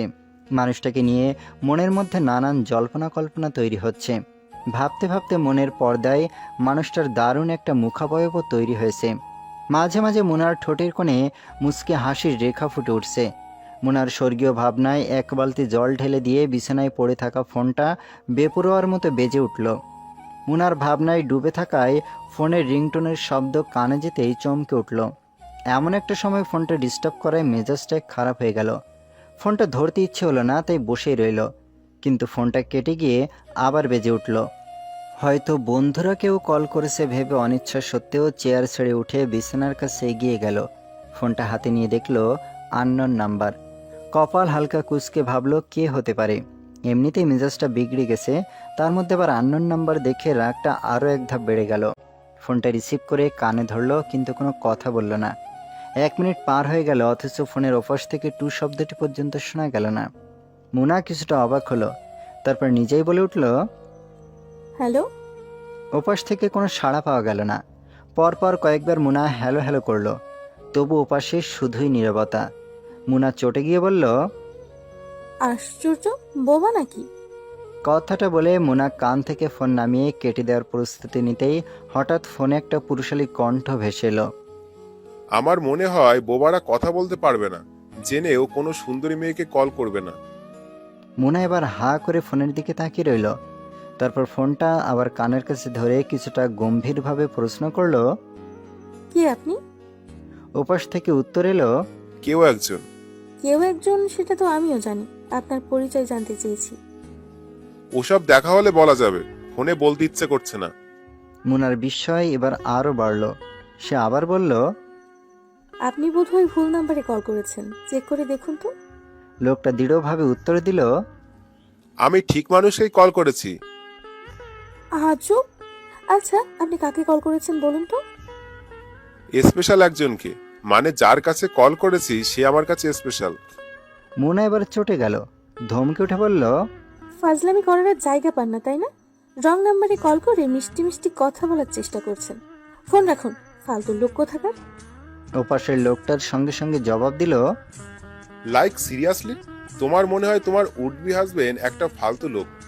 মুনা ভ্যাবা চাকা খেয়ে গেল। রাগগুলো সব ফুস করে উড়ে গিয়ে মুহূর্তে মুখটা চুপসে গেল। গলা দিয়ে কোনো কথাই বের হচ্ছে না। শব্দগুলো যেন গলা পর্যন্ত এসেই আটকে যাচ্ছে। কোনো রকমে শুধু বলল, আপনি কে? ওপাশ থেকে হাসির শব্দ শোনা গেল। মনে হচ্ছে লোকটা বেশ মজা পেয়েছে। হাসি থামিয়ে লোকটা বলল, বাহ, তোমার তো খুব রাগ আছে দেখছি। তবে রাগটা ঠিকই ছিল, অপরিচিত মানুষ ভেবেই হয়তো রাগটা মাথায় চেপেছে। I like it. তুমি কি এখন আমাকে চিনতে পারোনি? মুনা কোনো মতে বলল, বোধহয় চিনেছি। বোধহয় চিনেছো, শিওর না। আচ্ছা তাহলে বলো তো আমি কে? মুনা এবার থতমত খেয়ে গেল। তার ধারণা দিহান ফোন করেছে। এমনিতেই সে বেশ অবাক হয়ে বসে আছে, তার মধ্যে এই প্রশ্ন শুনে তার গলা শুকিয়ে গেছে। কি উত্তর দেবে খুঁজে পাচ্ছে না। মুনা চুপচাপ নখ কামড়াতে শুরু করলো। ওপাশ থেকে লোকটা আবার বলল, তুমি হয়তো লজ্জা পাচ্ছ। যাক, আমিই বলছি, আমি দিহান, তোমার উড বি হাজবেন্ড। এবার শিওর হয়েছো? মুনা ছোট একটা শব্দ করলো। হুম। তুমি কি নার্ভাস হয়ে পড়েছো? মুনা কি বলবে, সে তো সত্যি নার্ভাস হয়ে পড়েছে। লোকটা যেভাবে হঠাৎ করে ফোন করবে তা তো সে ভাবতেই পারেনি। মুনার উত্তর না পেয়ে দিহান নামের লোকটা হেসে বলল, বেশি নার্ভাস হয়ে না, আমি এখনই রেখে দেব। শোনো, যে জন্য ফোন করেছি, কাল তো আমাদের মিট করার কথা, মনে আছে? হুম। তুমি তো আমাকে চেনোই না, তাহলে মিট করতে গিয়ে আমাকে খুঁজে পাবে কিভাবে? তাই তো। তোমার বাবা কি বলেছেন আমরা কোন রেস্টুরেন্টে মিট করব? ফোন নাম্বার নেওয়ার সময় আমি তার কাছে বলে দিয়েছিলাম বলেছে। দুপুর 1টায় মিট করব। এর আগে আমি ফ্রি হতে পারবো না। আমার গায়ে অফ হোয়াইট কালার শার্ট থাকবে। তোমার আগেই আমি রেস্টুরেন্টে পৌঁছে যাব। আমি তোমাকে দেখলেই চিনবো, তাই এটা নিয়ে চিন্তা করো না, ওকে? হুম। দিহান দুষ্টে হেসে বলল, ঠিক সময় চলে এসো। বেশি লেট করলে তার জন্য কিন্তু পরে পানিশমেন্ট দেওয়া হবে। রাখছি, বাই। মুনাকে কিছু বলার সুযোগ না দিয়েই দিহান ফোন কেটে দিল। মুনা বিস্ময়ে হতবাক হয়ে রইল। এখনো পর্যন্ত বিয়ের তারিখও ঠিক হলো না, অথচ বলছে পরে পানিশমেন্টে দেওয়া হবে। লোকটা কি নারী নির্যাতন করবে নাকি? পরক্ষণেই মুনা খেয়াল করলো এতদিন সে এই লোকটাকে নিয়ে কত কিছু ভেবেছে, কত এক্সাইটেড ছিল এই লোকটাকে নিয়ে, অথচ আজ লোকটার কণ্ঠ শুনেই সে বোবা বনে চলে গেল। শুধু কণ্ঠ শুনেই যেহেতু এই অবস্থা হয়েছে, সামনে গেলে কি হবে? মুহূর্তে মুনার হার্ট লাফাতে শুরু করলো। আগামীকাল দুপুর 1টার কথা ভাবতেই সে শুকনো একটা ঢোক গিলল। আচ্ছা, লোকটার সামনে গিয়ে অতিরিক্ত নার্ভাস হয়ে যদি সে সেন্সলেস হয়ে পড়ে তাহলে কি হবে? লোকটা কি ভাববে তাকে? মুনা মনে মনে আল্লাহকে ডাকতে শুরু করলো। আল্লাহই জানে কি হবে কাল। এক্সামের আজ 2 দিন হয়ে গেল। এই 2 দিনে একবারও ইলোরা আর এরেনের দেখা হয়নি। এরেনের খুব ইচ্ছে করে ইলোরাকে একবার দেখতে। মনটা কেমন যেন উসখুস করতে থাকে। দেখার ইচ্ছে প্রবল হলে ফোনের গ্যালারিতে থাকা ইলোরার ছবিগুলো বের করে মুগ্ধ দৃষ্টিতে এক ধ্যানে তাকিয়ে থাকে। এতে কি আর মন ভরে? ওদিকে এরেনের সামনে না পড়ায় ইলোরা ভাবে কয়েকদিনের জন্য অন্তত সে অস্বস্তি থেকে মুক্তি পেয়েছে, কিন্তু পরক্ষণে কেন জানি মনটা খারাপ হয়ে যায়। ভার্সিটিতে গেলে খুঁজে পাবে না জেনেও না চাইতেই চোখ দুটো শুধু একটা মুখের সন্ধান করে বেড়ায়। দুটো মানুষের মনই সবসময় একে অপরের সন্ধান করে বেড়ায়, কিন্তু আফসোস কেউ কারো মনের খবর জানে না। আদৌ কোনোদিন জানতে পারবে কিনা কে জানে। একবার যদি একজন আরেকজনের মনের খবর জেনে যেত তাহলে হয়তো সব অস্বস্তি, ভুল ধারণা কেটে গিয়ে সম্পর্কটা সুন্দর একটা রূপ ধারণ করত। কোনো কারণ ছাড়াই আজ ডালিয়ার মুড সুইং হচ্ছে। কেন জানি কিছুই ভালো লাগছে না। ভার্সিটিতেও আসতে ইচ্ছে করেনি, তবে এসেছে। এসে হতে মুখ ভার করে বসে আছে। ক্লাসেও মনোযোগ নেই। আড্ডায় বসে মুখে হাসির ছিটে ফোটাও নেই। অন্তর অনেক মজার মজার কথা বলেও ওকে হাসাতে পারেনি। ডালিয়ার গোমড়া মুখটা দেখে তাহসিনের মনটা আপনা আপনি খারাপ হয়ে গেল। সে ভাবলো যেভাবেই হোক আগে ডালিয়ার মন ভালো করতে হবে। সবাই যখন হতাশ হয়ে পড়েছে তখন তাহসিন বলল, ওয়েট, কিছু একটা ভেবে দেখি। তাহসিন মনোযোগ সহকারে ভাবতে বসলো। সবাই উৎসুক দৃষ্টিতে তাহসিনের দিকে তাকিয়ে রইল। তাহসিন হঠাৎ বলে উঠল, তারপর কোন একটা রেস্টুরেন্টে লাঞ্চ করি কেমন হবে? আরিশা এক্সাইটেড হয়ে বলল, গ্রেট আইডিয়া। সবাই মিলে ঘোরাঘুরি করে আর খাওয়া দাওয়া করলে আস্তে আস্তে মন ভালো হয়ে যাবে। ইলোরা বলল, দারুণ একটা আড্ডাও হয়ে যাবে। নাদিয়া প্রশ্ন করল, কোথায় যাব? তাহসিন ডালিয়াকে প্রশ্ন করল, কোথায় যেতে চাস? ডালিয়া গুমোট মুখে বলল, জানি না, আমার ইচ্ছে নেই, তোরাই ঠিক কর। সবাই এবার ভাবতে বসলো। টুম্পা বলল, চল জাদুঘর ঘুরে আসি। তাহসিন বলল, ধুর, একটা জাদুঘর ঘোরার সময় হইল। মুনা বলল, শিশু পার্ক। অন্তর মুনার কথায় চাটি মেরে বলল, 2 দিন পর বিয়া হইয়া যাইব, আর তুই নিজের শিশু মনে করো এখনো? বিয়ার পর নিজের শিশু নিয়ে যাইও শিশু পার্কে ঘুরতে। মুনা মুখ গোমড়া করে হাতের তালুতে মাথা ঘষতে লাগলো। আরিশা বলল, রমনা। আরিশার কথার মাঝেই তাহসিন বলল, না, নাদিয়া বিরক্ত হয়ে তাহসিনকে বলল, তুই নিজেই তো ঠিক করতে পারিস। তাহসিন প্রশ্ন করল, ফ্যান্টাসি কিংডম যাবি?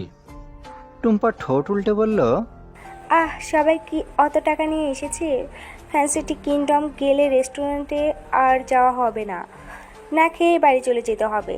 আগে থেকে প্ল্যান করা থাকলে সবাই টাকা নিয়ে আসতো। তাছাড়া আমাদের হাতে অত সময় নেই, সবসময় বাড়ি ফিরতে হবে। টুম্পার কথায় সবাই সমর্থন করলো। অন্তর মাথা চুলকে বলল, আমার মাথায় একটা দারুণ আইডিয়া এসেছে। সবাই আগ্রহী হয়ে জানতে চাইল কি আইডিয়া। অন্তর বলল, চিড়িয়াখানায় গিয়ে এই ডালি মেরে বাঘের খাঁচার ভিতর দিয়া দিব, তারপর দেখবি সেকেন্ডের মধ্যে ওর মন একেবারে ফুরফুরা হইয়া যাইব। সবাই কিড়মিড় করে অন্তরের দিকে তাকিয়ে রইল।